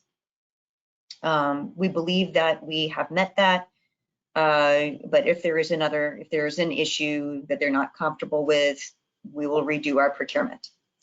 The other 2 recommendations have to do with the conduct of committee and board business. These types of recommendations are also made pretty widely by DOT to most of the MPOs with concern about the amount of time that committee meetings take and making sure that we are continuing to help clarify what the TPO's role is in the decision-making process. So that all of our conversations can be as effective as possible. And that concludes my report. We would like your support for the TPO chair to sign that annual certification statement. Thank you, ma'am. So we have any questions or discussion about the item, Rick Fernandez? Yeah, thanks, Chair. Under recommended actions, the second bullet point, I've got a big problem with that one. The idea that our committee meetings, not just this one, but any, or the TPO board, that they run too long, and as a result, there are consultants out there paid by whomever who are inconvenienced.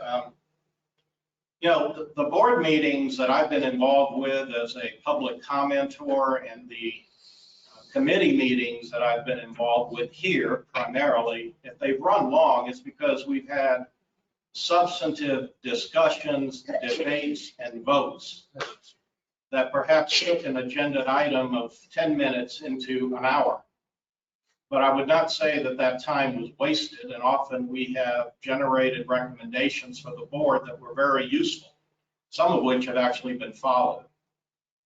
So this strikes me as an effort to chill our discussions, to shorten our discussions, to make us less effective as a committee. And I object to that vehemently. If there is a problem with completing a full agenda, I'd suggest that you might want to make your agenda a little shorter. Put fewer items on it. Give the board and the committee members actual time to discuss them in a length that's appropriate to the substance. But to try to put a cap on us and tell us that we're inconveniencing FDOT consultants, with all due respect to those of you in the room who have been there before, I think that's unfair to us and every other advisory committee, not to mention the board. So I would not support this, at least as bullet point 2. And if and when the time comes, I would move to strike that.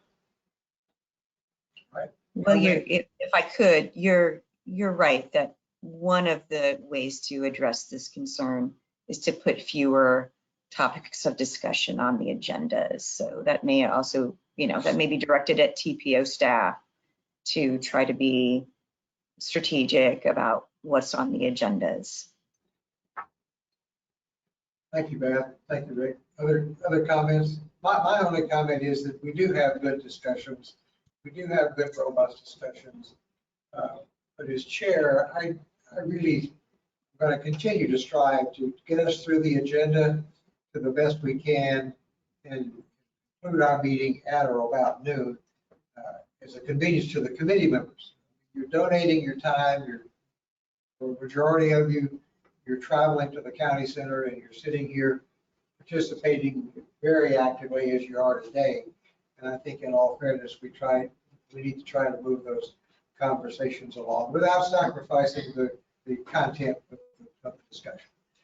Ed? Yeah, I'm wondering, what if we just struck that one sentence that refers to, consultants and stuff and left the rest of the paragraph the way it is?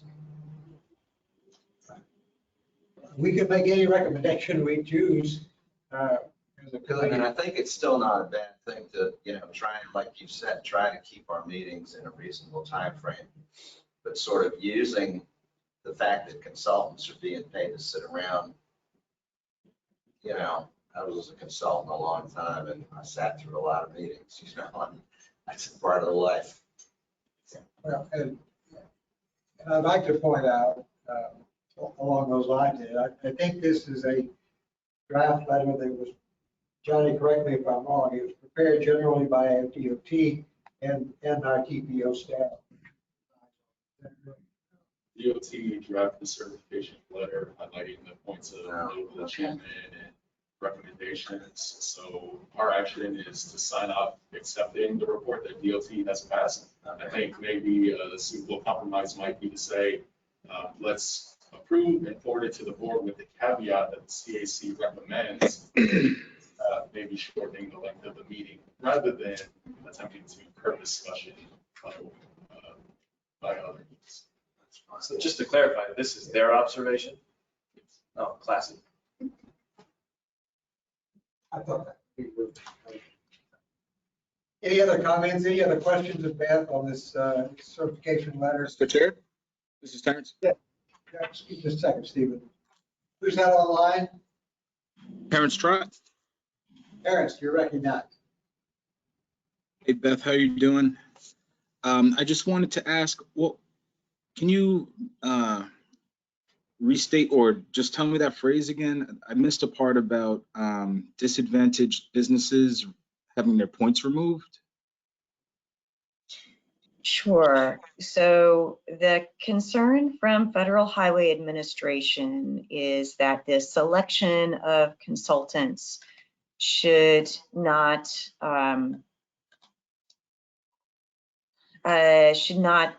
favor disadvantaged business enterprises. That inclusion of the disadvantaged business enterprises should be a goal, but it should not be part of the selection process.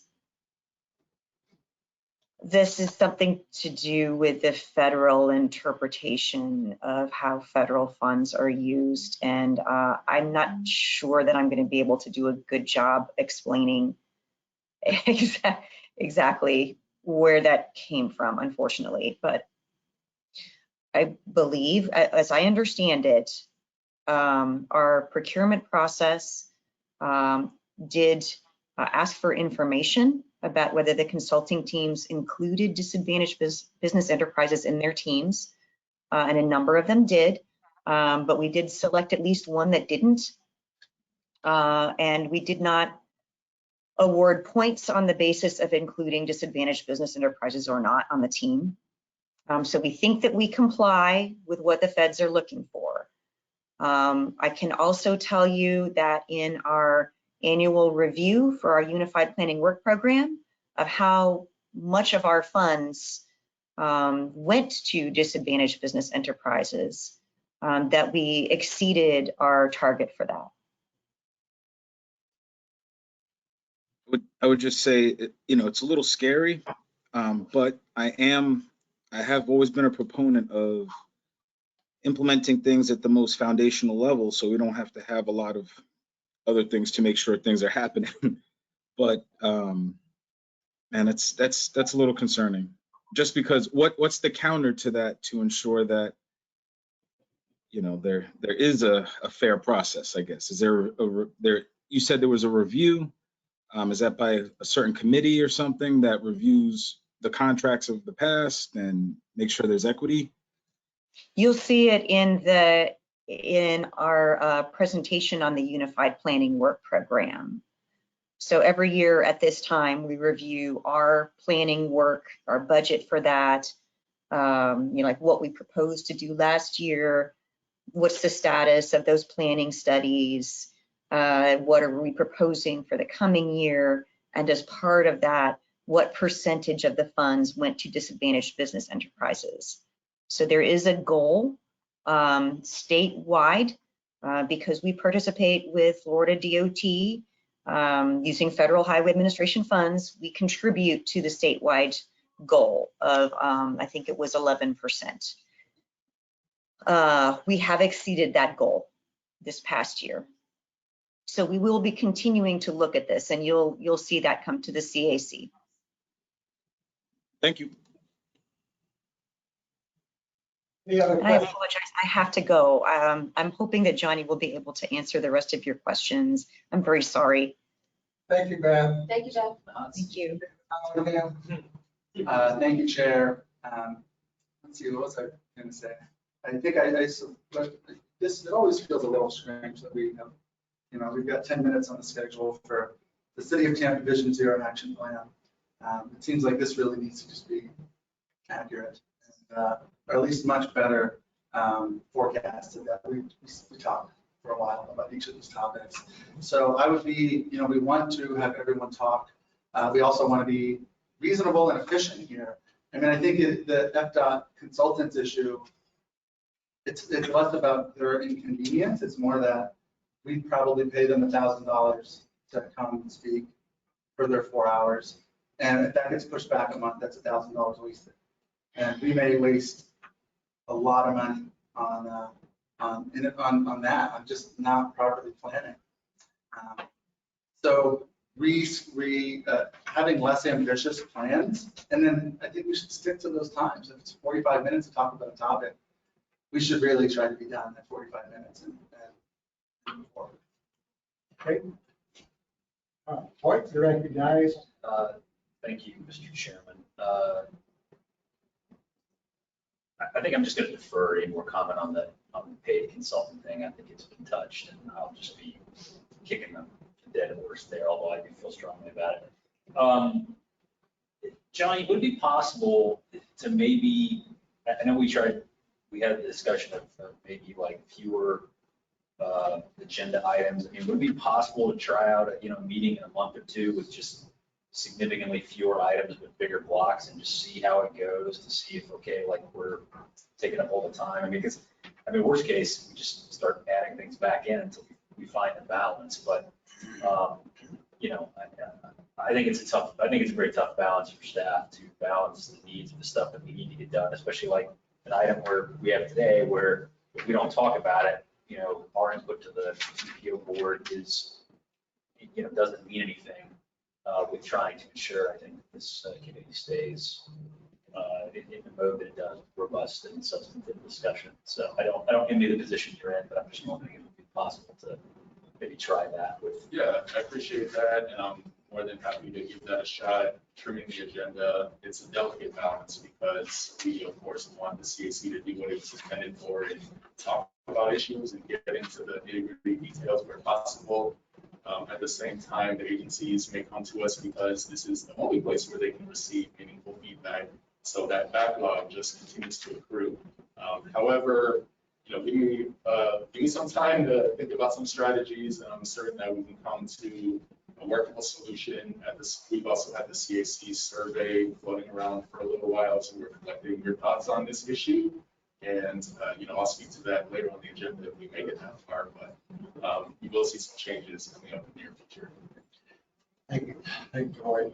So we have an action, just a moment. We have an action item to accept and recommend to the TPO board this recertification. Ed has made a suggestion, but not a motion, that we might consider striking the second sentence of the second recommendation. Yes, Mr. Fernandez. Well, I have a question related to that, maybe a point of order. The comment I made with hair of fire relates to the certification summary document. The ask that we've been given in the agenda package relates to the joint certification statement, which is a different document. And because I think I was just lax in my copying, I did not burn a copy of that statement. Is that in the package or is it available? Yeah, that is in the package. Could you put it up on the screen?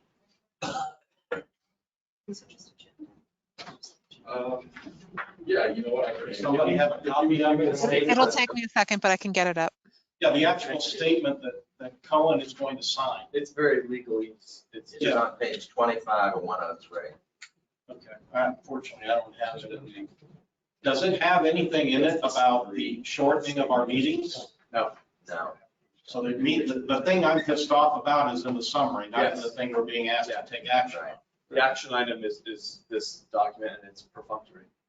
It's just Okay. 9 sections of code. So I guess my question to Johnny, of what import is the summary document relative to the entire discussion? I have no interest in making a motion to strike something from a document that's basically surplus. Right.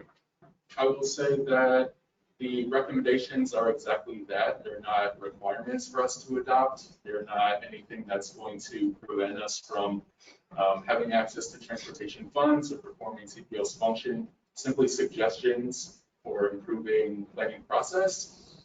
Regardless of whether the TPO board approves the summary or not, won't really have a bearing on how we pursue addressing those recommendations.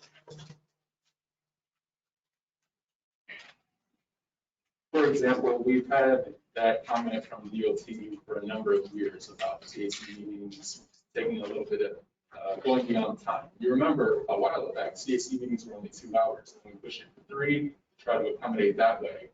Now it seems like if we want to address that recommendation, we're going to look at other ways of handling it, like perhaps cutting some items off the agenda or a number of different strategies. But approving this and forwarding it to the board for approval won't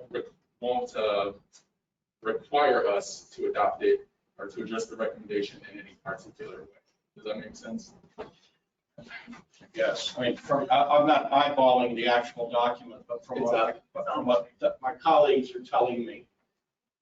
You know, it does include a paragraph though that says included in this package is a summary of notable achievements, a list of any recommendations or corrective actions. So it makes reference. There you Makes go. reference. Let's include.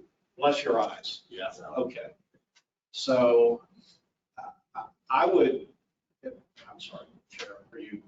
Just so entertain motions? Yes. Okay. Then I would move to, you all listen to me carefully here, because if I'm screwing this up, somebody tell me, please. I would move to support the recertification document that has been provided to us for Commissioner Cohen to sign, but with the caveat that bullet point 2 under the recommended actions and the certification summary be stricken. In full. Yes, sir, in full. I will second that motion. Right. We have a motion and a second to accept the recommendations, but to strike the second bullet point in the summary. Yeah, yes, sir, in the document style joint MPO /F. certification summary, that document. Okay, I think we got it. Is there discussion on the motion? The motion would report out from this committee to the TPO board that we support the recommendation of the recertification with this one recommended change. Mr. Chair, Yes, can we see the change on the screen? Which are we referring to? Is there some way that it can be pointed out on the screen? It is. It's bullet point 2 under recommended actions. There we go. Thanks. And it saves us a sheet of paper. Right.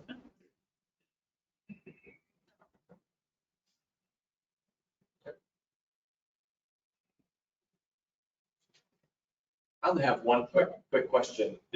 This document also refers to the TPO as the MPO in a lot of different areas, as well as the previous Secretary of FDOT and the letterhead.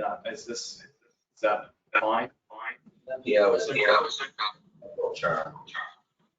Regarding the listing of past secretary, sure that will be updated. Okay. At a future time, we could tell people that they need to update their letterhead. Please do that. Could I do that? In person, right? I would love to have that. We have a motion and a second. One comment, Chair. My objection is to the second sentence of this bullet point. I have no problem with a recommendation to the TPO board that we try to be efficient with our time, which I think is the point that Ed was just made earlier. So we can vote on the motion however you choose. I think a recommendation that we Would be you like to efficient offer with that as a our time. friendly amendment?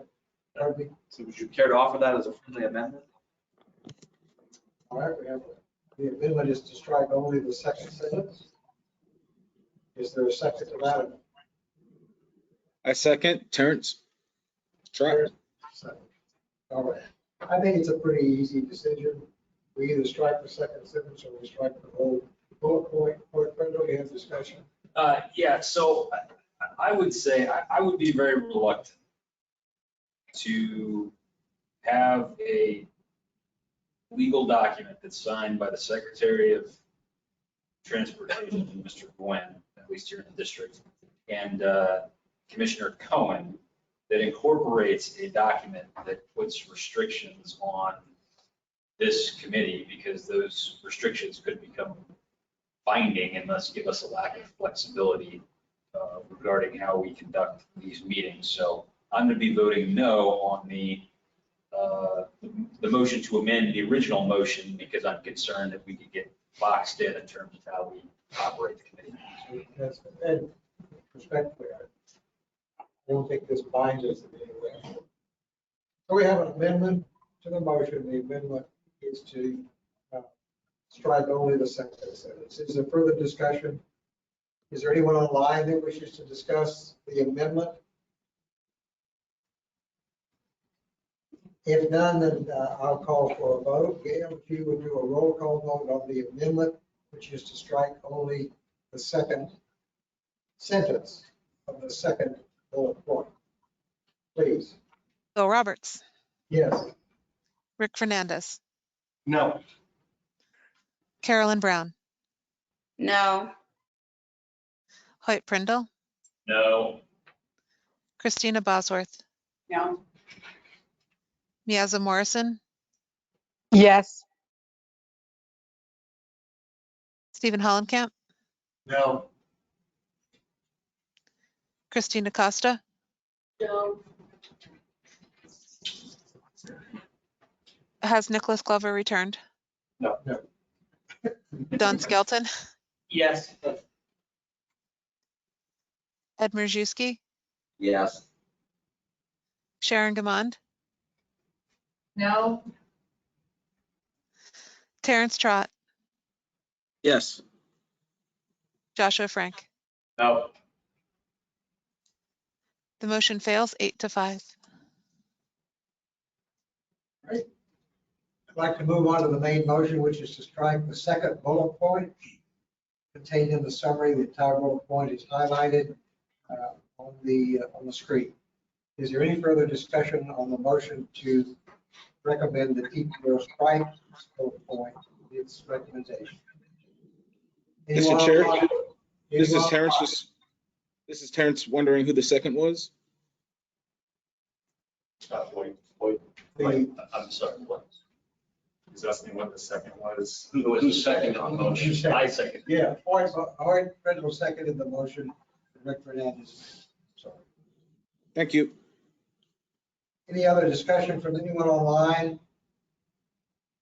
Any further discussion from anyone in the room? If not, we'll call for a roll call vote on a motion to strike the second bullet point, or to recommend the second bullet point be stricken from the summary. Gail, if you call the roll. Bill Roberts. I'm sorry, No. can you hear? No. I had to think of it. Rick Fernandez, Yes. Carolyn Brown, Yes. Hoyt Prindle, Yes. Christina Bosworth, Yes. Miaza Morrison, No.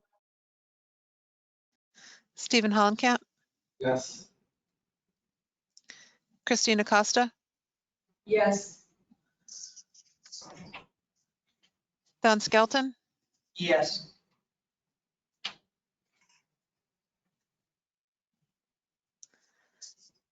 Ed Mrziewski, No.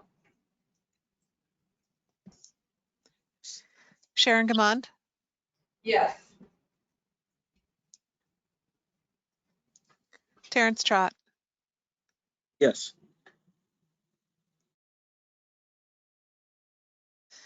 Joshua Frank. Yes. The motion passes 10-3. Right. Thank you, committee members. Thank you. We have,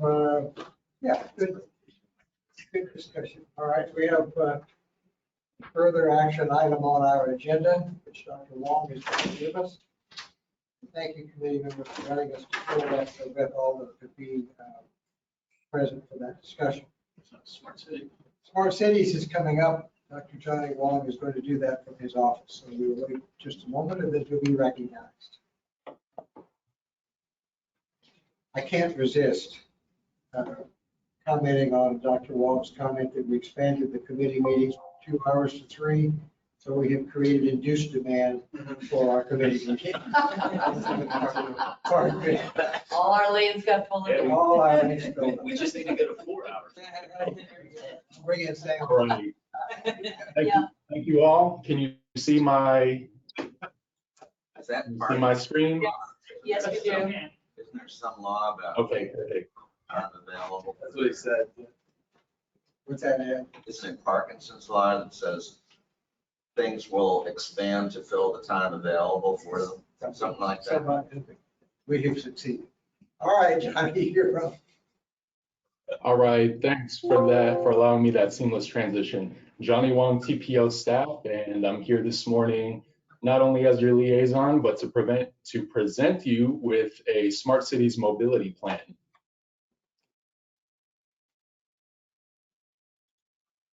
So we've been working on this plan for quite a while, over a year in fact.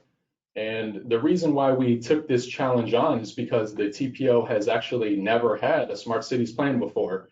You may have heard this term in casual conversation. It's becoming better recognized, but basically, I want you to understand the term Smart Cities to mean the process of collecting information from travelers and using that to generate positive insights and allowing operations folks and transportation planners and engineers to base our decision making on the behaviors of folks. So it kind of operates like a feedback system, if you will.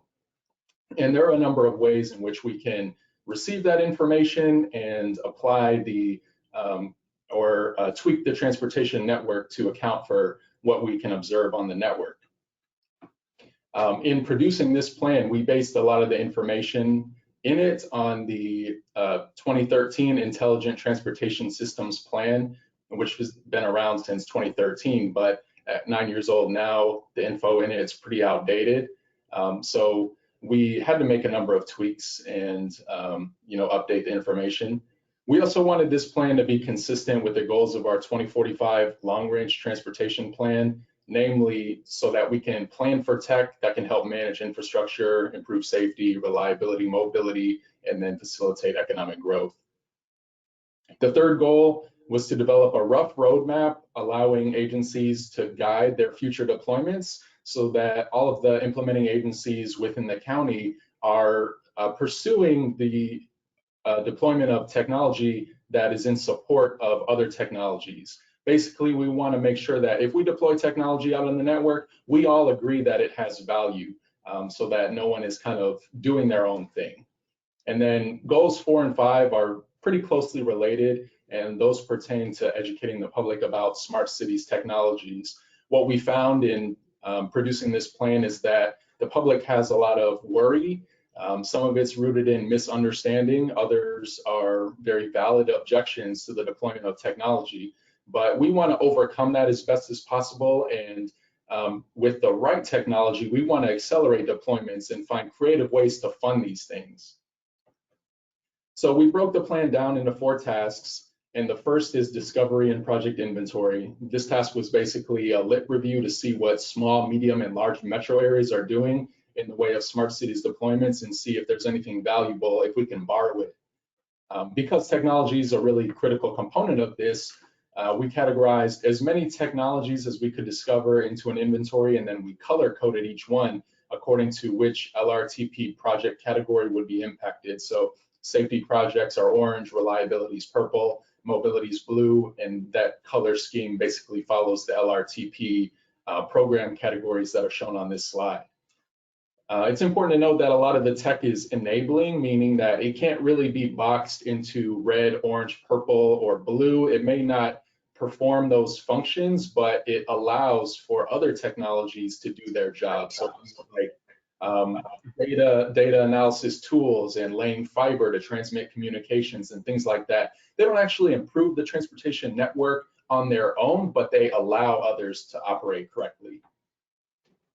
So in doing this work, my team researched over 100 smart cities plans and documents. We looked at a ton of examples from within Florida, across the nation, and even some global. And we pulled out tech and strategies that were identified, and we created a profile of each one. And we determined whether or not that tech is existing and we have it, existing and we don't have it, or if it's emergent, like we don't know enough about it to make an informed decision about whether we would want it here. We also noted which LRTP goal it would impact, how long it would take to deploy. We noted any strengths, weaknesses, opportunities, threats, and then we also made like a special category to know anything one-off that was identified in the literature. Once we had that info, we used it to produce a 15-page pamphlet describing the technology in plain language. So there's no engineering or planning jargon in this document. It's really intended for the public to help understand how the tech works. We also identified successful examples of where it's being used. So the fact sheets is what we're calling them. They're pulled from successful case studies from around the nation. Even though the work on this plan is basically complete, we're still going to utilize this template to create new fact sheets about any technology that we're considering adopting. So if there is a new tech that we have our eye on because we think it might bring a lot of value to Hillsborough County and the residents, we can populate these templates with the info and then use it to circulate for information distribution. The second task of the plan was to establish a baseline so that we can see how we compare against other metros, both within and outside of the state, and then track the number of tech deployments over time. Our goal for handling this task was to produce a mapping tool, allowing folks to log on to ArcGIS or a website, pull up a map, and then just scroll around and see what technology Hillsborough County and the cities, THEA and FDOT have out there. We haven't been able to accomplish that yet because we're still waiting on some files from a few of the agencies. One of the agencies is actually quite large, and we weren't able to get it in time to produce for this plan, but we're fully expecting on getting that. So once that information comes to us, we will finalize the mapping tool, QA/QC it, and then pop it on the website for public and agency stakeholder consumption. The deliverable that we have for the task now to share with you is a spreadsheet, which is included in the plan. All the tech that we identified in those 100 plus smart city plans and documents is grouped into one of the categories that are shown on the left side of the slide. On the right, I clipped some tech from the smart transportation category. And if the column to the left is colored, that means we have that tech deployed. If it's colored on the right, that means we don't have it. And then of course, those colors that you see indicate what the benefit of that tech would be. So things like emergency vehicle preemption has a safety impact. Integrated asset management has a state of good repair impact, and so on. But of course, in the future, this data will be populated into a mapping tool. We're hoping to QA/QC that and then reveal it at the next Tampa Bay Smart Cities Alliance meeting. And then we should acknowledge that in old new business to the CAC as soon as that's ready. The third task of this work is probably the most important for the TPO's work, our business, because it involved creating a new way to rank smart cities projects that are seeking funding. This is really important to us because the old prioritization criteria that we had in the TIP were clearly not suited to evaluate tech projects. And that point was made really clear during last year's TIP update. Both committees and the board noticed that one of the most valuable projects, and we agreed at the staff level as well, was HART scheduling software. This software has the ability for, or has the benefit of allowing buses to reach their destinations on time. It minimizes the window of time and allows folks to kind of know, like, hey, is your bus running ahead of schedule, behind, or is it on time? We know that that would have a tremendous value for residents that use the bus. However, because the prioritization criteria were not suited to evaluating that kind of project, it was at the bottom of the list. And by action of one of our board members, we actually kind of jettisoned that to the top. So our goal for the Smart Cities plan was to find a way to integrate appropriate methodology into the TIP process, giving valuable projects a pathway to deployment. To address that need, we created an entirely new prioritization matrix that awards points based on whether the project achieves LRTP goals. And it doesn't award projects just whether or not it achieves an LRTP goal. If you have a project that has safety, infrastructure, mobility, economic, and reliability benefits, it can achieve a max of 5 points right off the top. So if we recognize that a project will have its tentacles in a lot of different areas of performance, we're awarding that the full 5. This matrix also gives points based on cost. Lower cost projects fare better. How long it would take to deploy is another consideration that we're looking at, the ideal time frame being between 0 and 3 years. We look at whether or not it facilitates equity. if it has limitations or risks, the severity of the risk. If benefit cost data is available, we can also take a look at that. And then finally, if the project has any strategic value. I presented a draft of this matrix to our policy committee last November, and it had a pretty positive reception. It was very well received, in fact. But following that discussion, my team took the extra step of meeting with staff from all the jurisdictions. So we met with the county, cities, HART, THEA, and explained to them how the scoring works. And then we did a sample score of their projects to show them how they would rank if they were entered into the TIP for funding. We received a few general comments, but none that required us to make modifications. So we feel pretty strongly about the state of the matrix at this time. And then also, because we got that positive reception from our policy committee, we feel that it's so likely that the matrix will be adopted by the board when this plan is presented to them next week, that we use the new scoring system to evaluate smart cities projects in this year's TIP. So when the TIP comes to you next month for a preview and for adoption in July, there will be at least 3 projects in the Smart Cities program category that scored very highly. And we feel very strongly that there's a lot of value in them. The first is that HART scheduling software. Again, we created the prioritization matrix to account for things like that. So of course it scored well.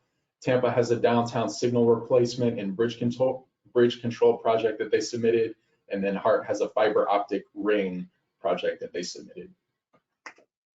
The final task of this plan wasn't scoped into the contract originally because we kind of assumed, based on past examples, that this was going to be a purely technical document and that the technical advisory committee and ITS would have their hands all over it. But after doing some research and reviewing a lot of the case studies, we found that there are too many examples, in fact, of technology being deployed in the wrong way and then creating equity problems.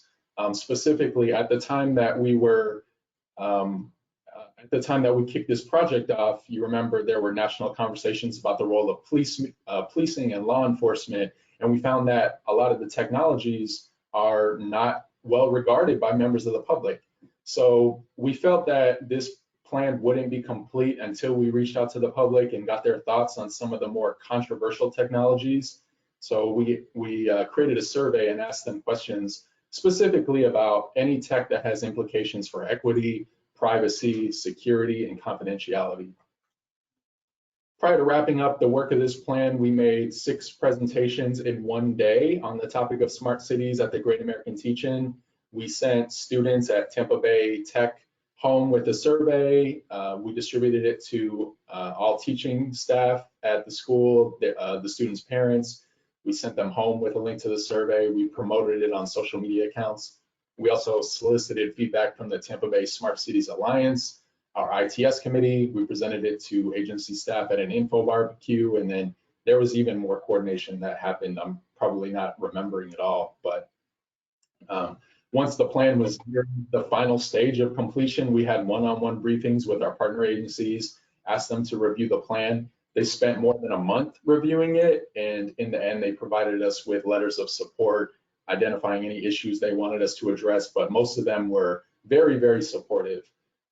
We understand that agency staff support is totally different from public support. So I will say that although the results of the survey are limited to only 70 respondents, and that's not really enough to decide the course of action about whether to deploy or not deploy certain technologies, our hope for translating that public feedback into action is to just flag tech that has received mixed responses or positive or very negative responses. So anything that's kind of dividing the community should definitely be evaluated by more public feedback before it gets constructed on the network. In the survey, the technology that doesn't really impact people's privacy, security, or confidentiality, they almost all received overwhelming support. Smart lighting, flood sensors, transit apps, navigation apps, everyone thought that those were great, but the things like facial recognition software, payment apps, red light running cameras, drones, Those things generated very strong opinions, both for and against. So it's important for us to engage the skeptics before we construct this work and see if we can come either to a compromise or educate them on the benefits, or just scrap it wholesale if we don't have widespread community support. The plan recommendations are shown on this slide. I'll read them off to you very quickly. We want this Smart Cities plan to act as a guide for implementing agencies to deploy their technology. So we want to make an effort to deploy the latest Smart Cities technologies that allow for monitoring, assessment, and management of the transportation network. We want to translate the performance insights that we get from that technology into action, allowing us to provide safe, efficient, convenient, and equitable options across the county. We want to plan for deployment of the highest ranking projects that come out of the prioritization matrix. We want to use that matrix to appropriately score Smart Cities projects in the TIP. And we want to work with the agencies to seek funding for the best Smart Cities projects so that we can accelerate meaningful or positive deployments. And then we want to utilize those Smart City fact sheets to continue educating the public about the benefits of technology, especially as the technology evolves. We want to make sure we're continuing to use those. That was a very quick run through. This is an action item, and so what we're asking of the committee is to approve the report and forward it to the TPO board for conversation or consideration. I'm going to hop back in the room right now, so I'm present for the conversation. So give me 1 second and I will join you all. All right, thank you, John. So this is an action item. Are there comments or questions from the committee? I have a question. Christina Costa has a question? I think I'd like to wait for Dr. Wong to. Yeah. Get that. Back momentarily. Christine has a question. Sure. Starting you off, the prioritization matrix, first of all, this is fantastic. Like, yay us, we're finally bringing all this technology into the LRTP and using a like-mindedness in terms of weighting and evaluation and scoring. So fantastic. The prioritization matrix, you mentioned in the scoring that if a project is already on the LRTP, it goes into the assessment at a five score automatically, like those points are given. But with the total potential of 18, I'm just wondering how would it be that, you know, for instance, lead pedestrian intervals. I'm interested in where those are already at. I think this will tell us like where is everything that we already have, right? But then how does, with safety being such a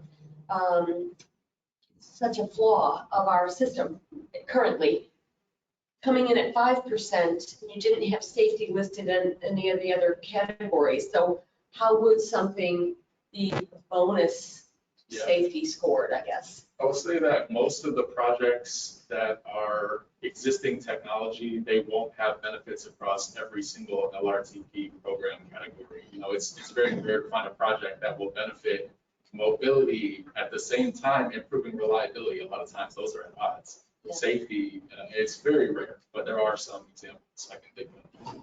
So most of the projects that are submitted aren't going to receive the total of 5 points right up front. In fact, I don't think any of the 3 that made it to the Smart Cities list this year had more than 3 points for achieving LRTP goals. Okay. So that's not the norm. Leading pedestrian interval, that would receive points based on cost. That's a very low cost treatment. Time to deployment, it's very quick to replace a traffic signal with or to program a traffic signal or LPI. You know, so it would receive points in areas where most of these projects that were submitted to us won't. The Tampa downtown signal replacement bridge controller project, that's going to be a number of years. You know, it's a bigger project, but as a matter of fact, like, it won't receive the full amount of points for cost because it's pretty expensive for time to deployment. So it'll kind of work out balance. It kind of works out as a balancing act. We're also open to tweaking the methodology if we come to a point where we find, hey, this isn't awarding the points we thought it would, or isn't awarding the projects we thought it would. So I think that this should be considered a starting point. Okay. And if we find that we need to make adjustments in the future, we're more than happy to do that. I hope that answers your question. Sort of. There's a lot to take in, honestly, but I would hope that with our pedestrian and non-motorized roadway system user fatality rates being what they are, that there would be an exponential point kicker for safety where we can apply it. Yeah. Okay. Thank you. Other questions or comments on the presentation? Ed? Yeah, Johnny, I'm not positive if this goes into smart cities, but a new technology or a recent technology that is revolutionizing transportation planning is the use of cell phone data, where you can actually track origins and destinations. And I would think from a transportation planning evaluation point of view, that would be huge. And, you know, like when I think about particularly Josh's Boulevard project, that would be a huge benefit to be able to actually create an origin destination matrix of who actually is using it. And I don't know whether that is smart cities or if it's smart planning or what. In fact, certainly a part of it. Definitely, the better access we have to data, the more informed decisions we can make. Regarding like maybe the reason we didn't evaluate it as a light project for this plan is because we would be more likely to acquire that using a different pot of funds. Like our planning dollars would go to acquire the data. Okay. And then, okay. Yeah, I think you understand. Like this is more oriented toward construction. Okay, I gotcha. Okay. Other questions? Any questions from committee members online? All right, this is an action item. Thanks, Johnny, for the great presentation. The recommendation is to move this on to the TPO board with our support. I'll entertain a motion to do that. So moved. Mr. Fernandez made a motion. Is there a second? Sharon Demond made the second. Is there any further discussion on the motion? Hearing none, Gail, if you would kindly call the roll, please. Bill Roberts, Yes? Rick Fernandez, Yes. Carolyn Brown, Yes. Hoyt Prindle, Yes. Christina Bosworth, Yes. Miaza Morrison, Yes. Stephen Hollenkamp, Yes. Christina Costa. Yes. Don Skelton, Yes. Ed Mrzyuski, Yes. Sharon Gamond, Yes. Terrence Trott, Yes. Joshua Frank. Yes. The motion passes 13-0. All right. Thank you, committee members. That concludes the 4 action items on our agenda. If we can move quickly on to the status reports. We're looking at the UPWP preliminary redraft, and Amber Simmons is going to give us that report. Thanks. Hello, I'm Amber Simmons, UPWP. Good morning. Good morning. How are you? Good. Good. Let me just switch this over. I'm not sure which screen you're looking at. Are you looking at just the slides or are you looking at the note screen as well? Note screen. Note screen. Okay, let me switch that around. How about that? Okay. There we go. Wonderful. Thank you. So again, I'm Amber Simmons, TPO staff, to present the fiscal year 23-24 Unified Planning Work Program. This is our preliminary draft. Just as a reminder, the UPWP is updated every 2 years, and the TPO fiscal year runs from July 1st through June 30th. The purpose of the UPWP is to both document and coordinate federal and state funding for MPO transportation planning that's conducted by the TPO, FDOT, HART, and the Commission on Transportation Disadvantaged, or CTD. It also outlines our major planning tasks and complies with federal and state rules. This year, the PL and FTA funds are being combined and are treated as if they are all PL funds. It does not yet include the deobligated funds or the Commission for Transportation Disadvantaged state funds. Those were estimated at previous year amounts of $50,336, as amounts are not yet known. In comparison to fiscal year 22, there's approximately $464,000 more in combined PL and FTA funds and approximately $300,000 more in SU funding. Listed are the 6 tasks that you are familiar with and some of the areas within each task, as well as the new task 7, which is a regional task. Unlike our previous regional task 6, the new SCTPA support and shared task has been in development as part of a regional project to make the UPWP task tables more uniform and to clearly define the task or tasks where a transfer of funds between MPOs take place. The only items listed in this new regional task are items that both transfer funds between MPOs and require either an MOU or agreement to do so. Other coordinated efforts will remain in task 6. These next few slides summarize the fiscal years 21 and 22 completed projects. Task 2 focuses on system or corridor planning and the related studies and projects. Task 3 focuses on data monitoring, and the long-range transportation plan. Task 4 is on transportation improvement program. And task 5 is public participation. And lastly, task 6 were the regional coordination projects that you see.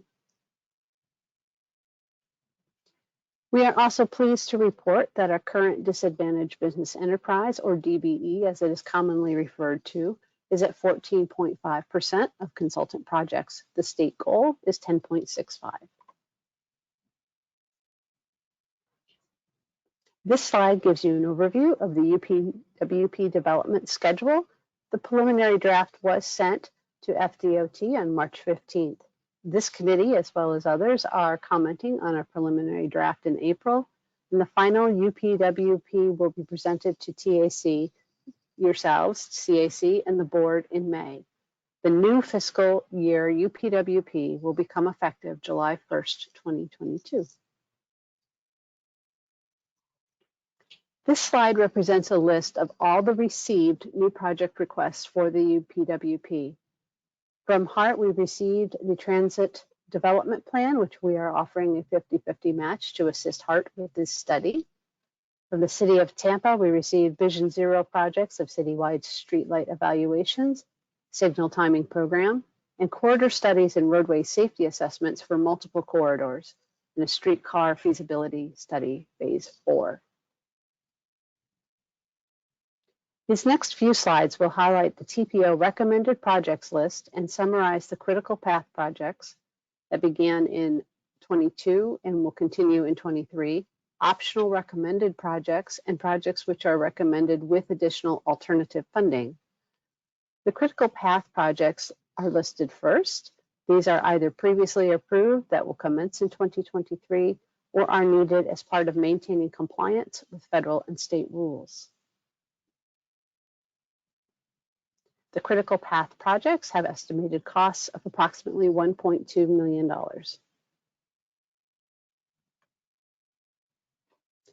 These are the TPO other recommended projects list with estimated costs of approximately $1 million, and they include the Plant City Southeast Master Plan support or other planning needs, Temple Terrace multimodal district update or other planning, the completion of the HART bus stop inventory, support for the HART Transit Development Plan, road safety assessments for county roads in the City of Tampa, resiliency return on investment evaluations for projects, metropolitan priorities for state rail plan, and additional data collection for multimodal counts and health data. The projects on this slide are optional recommended projects that additional funding will be needed to be identified. We have put some suggested funding sources that are listed.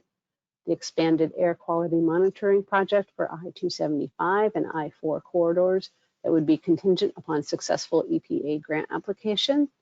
I-75 conversion study, phase 1, is contingent upon successful Reconnecting Communities pilot program application. Streetcar feasibility study, phase 4, contingent upon transportation sales surtax. Intercity rail planning, contingent on FRA corridor identification development program in collaboration with some regional and state partners. These are the fiscal year 22 projects that are in progress and will be concluded in fiscal year 23.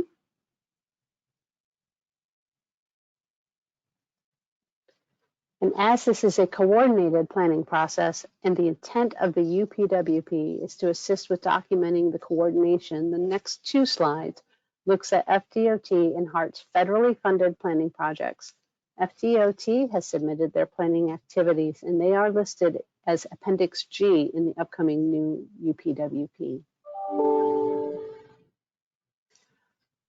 HART's information is forthcoming and will be listed as Appendix H in the new UPWP. Thank you so much, and we'd like to open up for discussions, questions, and comments. All right. Thank you. Appreciate it, Amber. Good presentation. Other questions from the committee? Mr. Fernandez. Thank you. I'll keep this short. I'm very aware of the time. Amber, could you go back to the other recommended project slide? In particular, I'm going to ask a question about the I-275 conversion.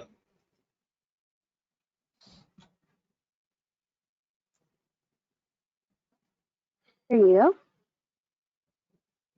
All right, yeah, okay, bullet point 2.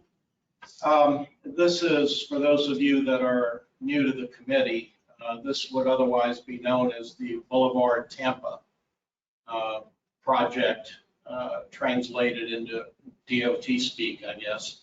I-275 conversion study, converting I-275 north of I-4 into a boulevard. And the MPO TPO board back in 2019 approved a feasibility study for that project. We keep on seeing this rotate through in presentations like this every year since.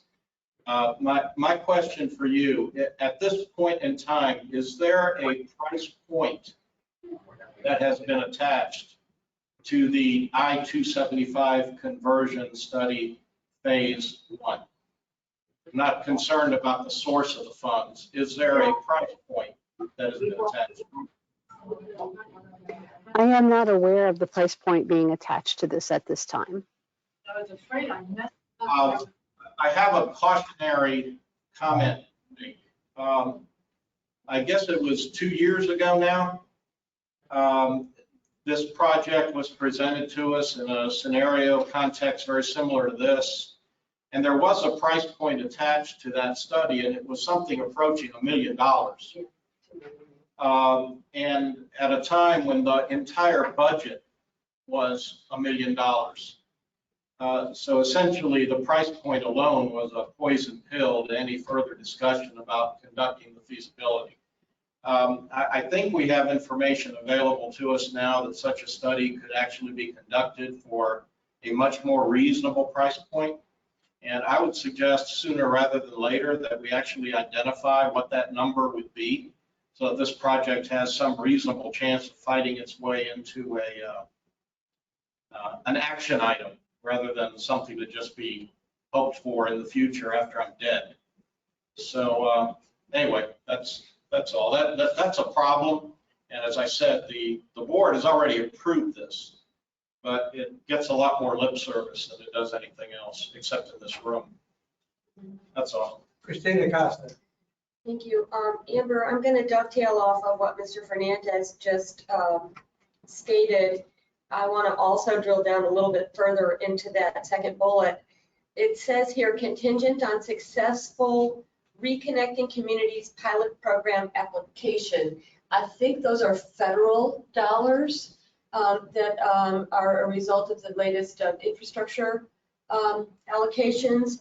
So I'd like to see this phrase. Well, first of all, we need a dollar amount. Like, what exactly are we hoping, or what do we need? What is the ask for this to advance?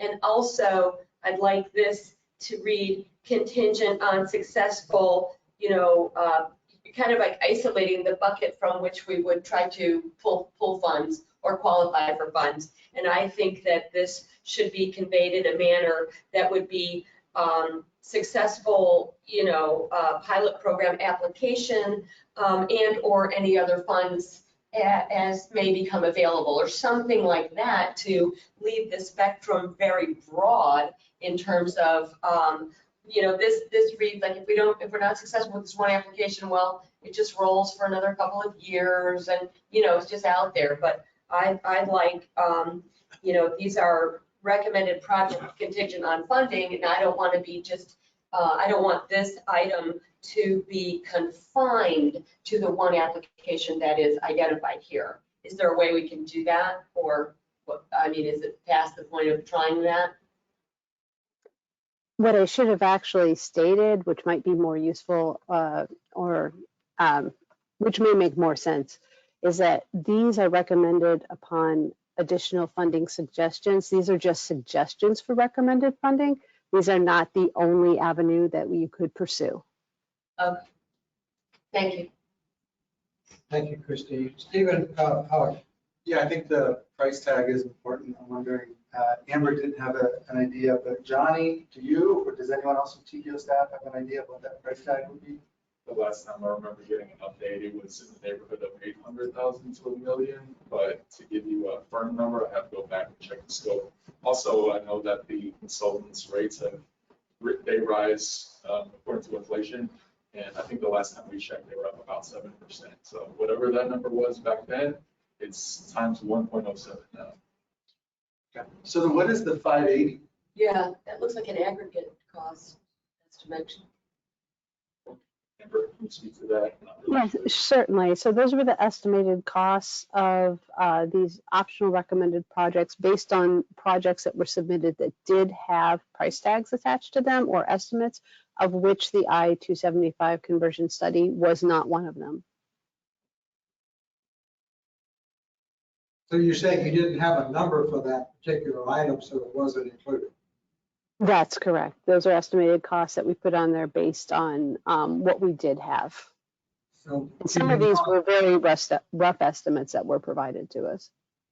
Can you tell us off the top of your head which items aren't included in that cost estimate? No, sir, I don't have that off the top of my head. I could provide that to you afterwards. I think that would be helpful. Christine? Amber, I would suggest to you that this slide reads to me that the estimated cost of all these items, and so each would be a percentage or fraction of the 580, which led me to quickly calculate, maybe now we're in the 150K for phase one on 270, so this is a misleading to me, or prone to misunderstanding if others also perceive this slide that way. I'm seeing heads nodding. Oh, yeah. Okay. I think, Christine, if I may, I think that's a recommendation that the slide actually be approved. Yeah. Say that it does not include all of the recommendations. Thank you, Mr. Chairman. Yes. Josh? Yeah, just a point of clarification. The Reconnected Communities funding is not yet available and also not yet prescribed. So there is no understanding yet how much money will be available from that program. So it's also a bit early to assign perhaps a full cost, but having a cost of some understanding, about what we would like to see is definitely feasible. Just keep in mind the Reconnected Communities Act is being determined right now. Good observation. Ed? Yeah, it seems to me, my recollection is that there was an estimate from 800,000 to $1 million, but we as a committee had recommended breaking off some part of that, maybe like 150,000 or something like that to do like the first preliminary steps kind of stuff. No, I'm not really sure about the entire history of that study. I've been following it very closely for a number of years. I can ask Beth or Gina to follow up and get you some current info at the next meeting. Because I think you could do a fair amount for 150 or 200,000, at least to sort of do preliminary feasibility kind of stuff. My memory is similar that we have to chip away at it. And I don't mean to presuppose anything, but it does say phase 1. So I remember this being, I've seen this out when I was not on the board as being the study as one entity. And so this is the first time I think we've seen it as a phased suggestion. So maybe that is a reflection of that. Yeah. Other questions or comments? Any comments or questions from our online committee members? All right. Well, thank you for the report. Got some good feedback, and we look forward to. Thank you, Amber. We look forward to getting a little further explanation of what's included in that dollar amount whenever you can make it available. Certainly. Thank you. Johnny and I had conferred and looked at the clock, and we're nowhere near meeting. I know it will be finished by noon. So we're going to offer to defer the remaining status reports. The last status report had a copy and asked to be deferred. Well, I would like to offer the committee maybe an additional 10 minutes or so to take up new business. We have a couple of things that I think we can cover fairly quickly that will be of interest. So if the committee agrees, we'd like to proceed for a few more minutes. If you have to leave, I understand. Go ahead. Yeah, so I'll speak to item 8C, the CAC committee organization. We received responses from only about half of the committee members on the survey that was circulated last month. So extrapolating the results to the entire committee, it's a bit nebulous. We'd rather not do that. So we'd like to encourage everyone, if you haven't done so already, to take that survey. The results that we've received so far, among a few of the questions, there seemed to be a general consensus. So we're moving forward and exploring options to address them, namely geographic, demographic, and transportation diversity are important. The hybrid meeting format seems to be desirable. Keeping comments and discussion within the time limit is desirable. Committee members getting to know each other. We made an effort to do that this morning with the expanded intro, and then using polling instruments periodically to gauge you all satisfaction with how the meetings are going, format, things like that. Some of the questions that were generally split, as in received a lot of agreement, but a lot of disagreement also, were term limits, community groups nominating representatives to serve demographic interests, the meeting start time, and how agenda items are selected. So, we'll wait until we receive more thorough responses from the rest of the committee members before we present the results to you all. But in the meantime, just know that those are kind of the divided questions. We're planning to distribute a very brief survey to the community, so beyond the CAC, to get some information on a few of the questions, mostly about better defining what the role is of community groups that were named and how we want to engage them for their opinions, because certainly there are not enough seats available on this committee now to get the opinions of all the demographic groups that are present in Hillsborough County. So we want to continue making efforts to reach them, and we're going to have that be informed by the results of the survey, at least in part. That's it. All right, yes, Christine. I don't know if this should be a motion or what have you, but I know we're all in survey overload. I mean, there isn't a day that goes by that 2 or 3 requests don't, I'm not hit with 2 or 3 requests.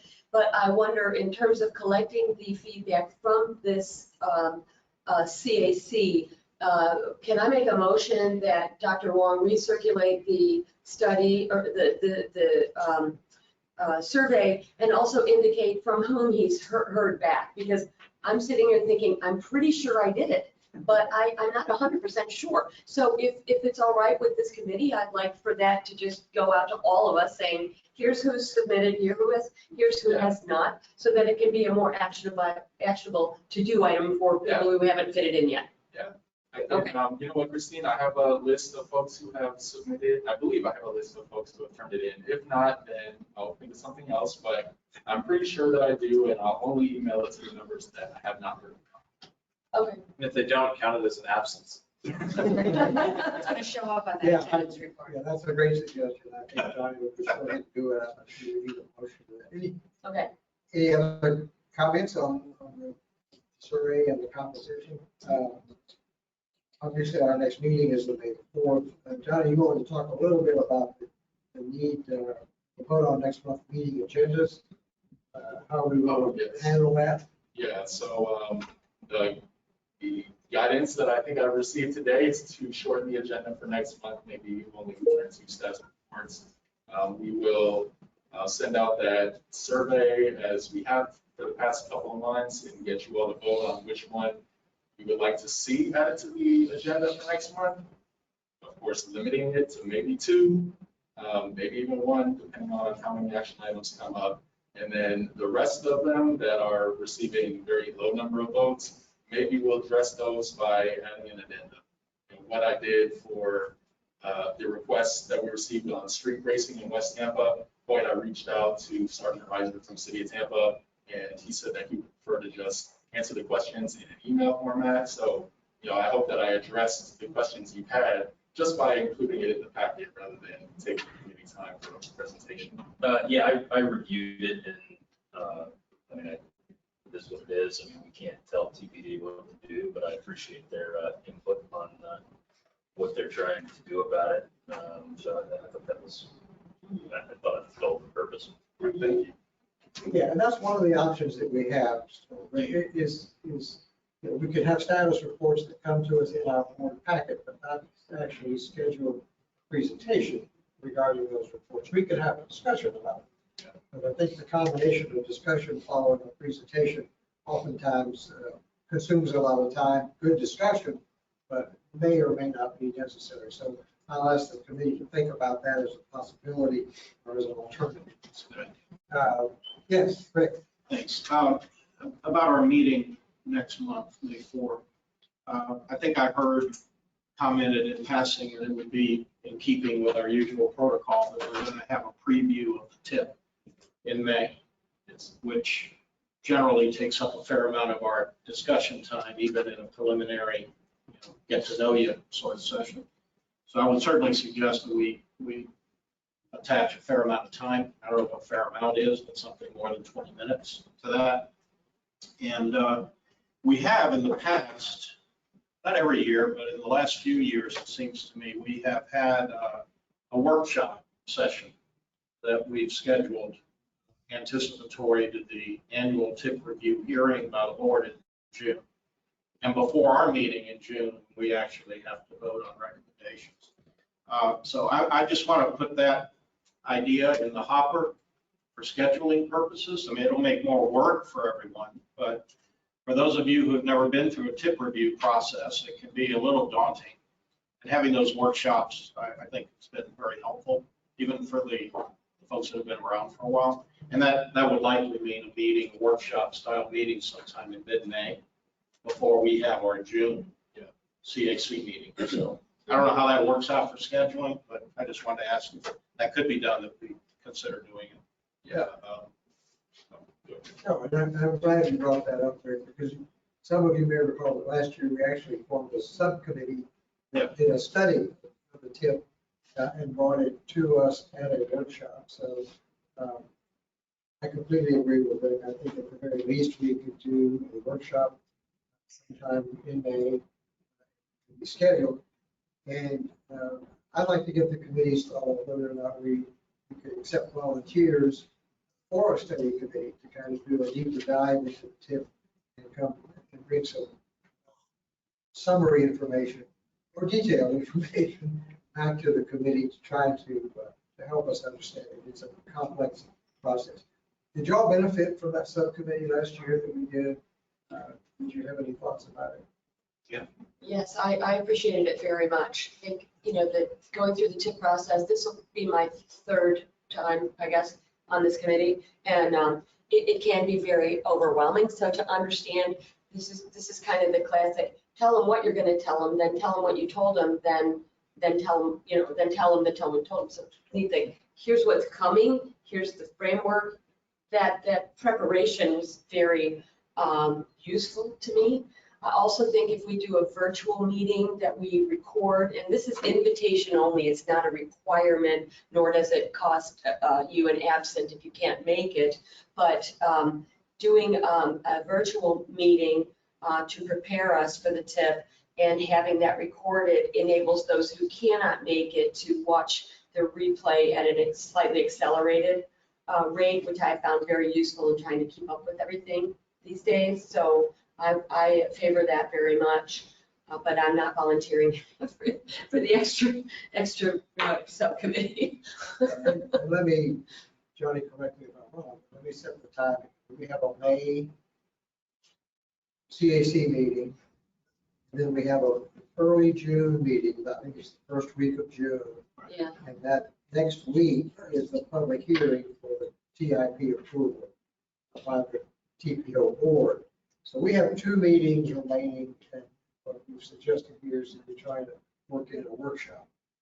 If any of you, including those online, would like to volunteer to be part of a subcommittee, let Johnny know. I'm not going to put you on the spot. I'm not even sure we need to do it, but at the very least, I think we should have a workshop, and I like Christine's suggestion that it be recorded. Yes, Rick? I have some vague recollection, Christine, you can correct me, but it seems to me that most of the folks that were on that subcommittee were the newer members of the committee. Yeah. I was not on that subcommittee, but I think some of the folks that were recently appointed here were, and so it gave you an extra remedial period, if you will, right, to get into a deep dive. So it may be that there's some of you that are new to the committee that might think you have nothing to offer, but in fact, this would be a great opportunity for you to get your hands dirty before the game actually starts. Mm-hmm. Okay. I'd like to just echo, I think what Rick said, that the May meeting, I think we should plan on setting aside a major part of it to deal with TIP and not overburden it with lots of other things. And yes, Jeff. And just to be clear too, I think this is a good chance for staff to prepare the TIP, listening to the feedback that we've had before about projects that are last chance, last call for alcohol, to get removed off the TIP. So whether it's just highlighting all of them independently or color coding them or whatever, this would be the chance for us to make that better. Yeah, good observation. As a housekeeping matter, I just want to mention that we've had a member resign.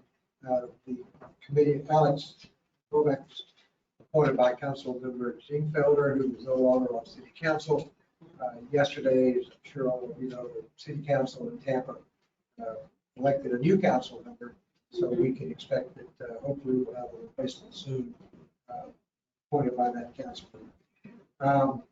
Watching the hours, I think we've covered members' interest. We've asked a lot of Johnny going forward. But is there any other new business? Hoyt, did you have something? Well, from the members' interest perspective, Christine could probably address this because she's pretty knowledgeable on the bike stuff. So the Davis Islands project that the city did that added, a lot of bike lanes and pedestrian crosswalks, street parking. Is there a reason that the city continues to put the bike lane next to the street instead of like having the parking between the street traffic and the bike lane? Yes, and those of us who are on our bikes often call that the door swing zone because, you're going to get doored. I'm actually going to defer to Josh, who's one on the design team originally on that, or perhaps we could. Well, go ahead, Josh, please answer. Yeah, so what you're talking about is having the bike lane and the parking flips, that the parking lot is outside of the bike. Correct, so the parking's next to traffic, the bike lane is separate from traffic by the parked cars. There's a couple of reasons that dictate that. One is if you are using the FDOT determination of what classification a street is. So in this case, Davis Highlands was I believe it was a local road, so they were able to lower the speed limit. Whether or not the city chooses to use that design is really just up to the city to basically take on the liability that comes with making a design above and beyond the standard. So it's a choice. It's an engineer's choice, basically. So you would have to advocate for the city to take a more aggressive stance on their willingness to supersede the standard or change the standard, basically. And I'm sure someone can tell me at some point why the standard is the bike lane next to traffic. Because that's the way it's been done for a decade. At least to community resistance. I mean, I'm preaching the choir, but you know that's not the case in other places, so. Yeah, and again, you know, we tried to design as best as we could within what reason the city was willing to take on. And so this was a maintenance project also, so technically there were some limitations on what they could do. So technically they just built and resurfaced and were able to get some things through that way. It's not a true redesign. So anyway, yeah, basically the short answer is change the standard. Okay, thank you. And political will. And some political will. All right. Thank you, everybody, for attending today. I'm glad we had a quorum. Thanks for those online. I did have one item, members. Just one quick item. Yes, sitting on the Ybor City CRA board, we had a brief introduction to the new chief of police of the city of Tampa. And one of the comments I made to her on behalf of the Economic Development and Mobility Committee was some of the friction between TPD and transit stations in terms of taking seats out. And she seemed very amenable to broaching the maybe disconnect's too strong of a word, but for lack of a better word, disconnect between the TPO, transportation, planning, and Tampa Police. So I think it might be of interest, especially considering some of the items White mentioned with racing on West Tampa, street racing, that sort of thing, that we maybe invite her to talk about the intersection between policing and transportation planning. Good suggestion. So thanks, everyone, for attending. Sorry, Mr. Chair, I had one. It's just real quick. Harris. I'd like to see if we can get a report on the status of the 275 conversion and what we can do to push it forward. Okay. Like if it's being mentioned on other presentations, I think we need to know what's going on and get a handle on it and see what we can do to advance it. Your request is so noted. I'm sure Johnny's writing it down. With that, thank you again. We are adjourned for the night. There you go. Before somebody says something. Thanks, everybody. Validation. I have a parking validation. Oh, it's good. Good meeting. Yeah, our most, meeting we got. Then there's something to be said for being in the freaking. Oh, yeah, I agree 100% on that. People just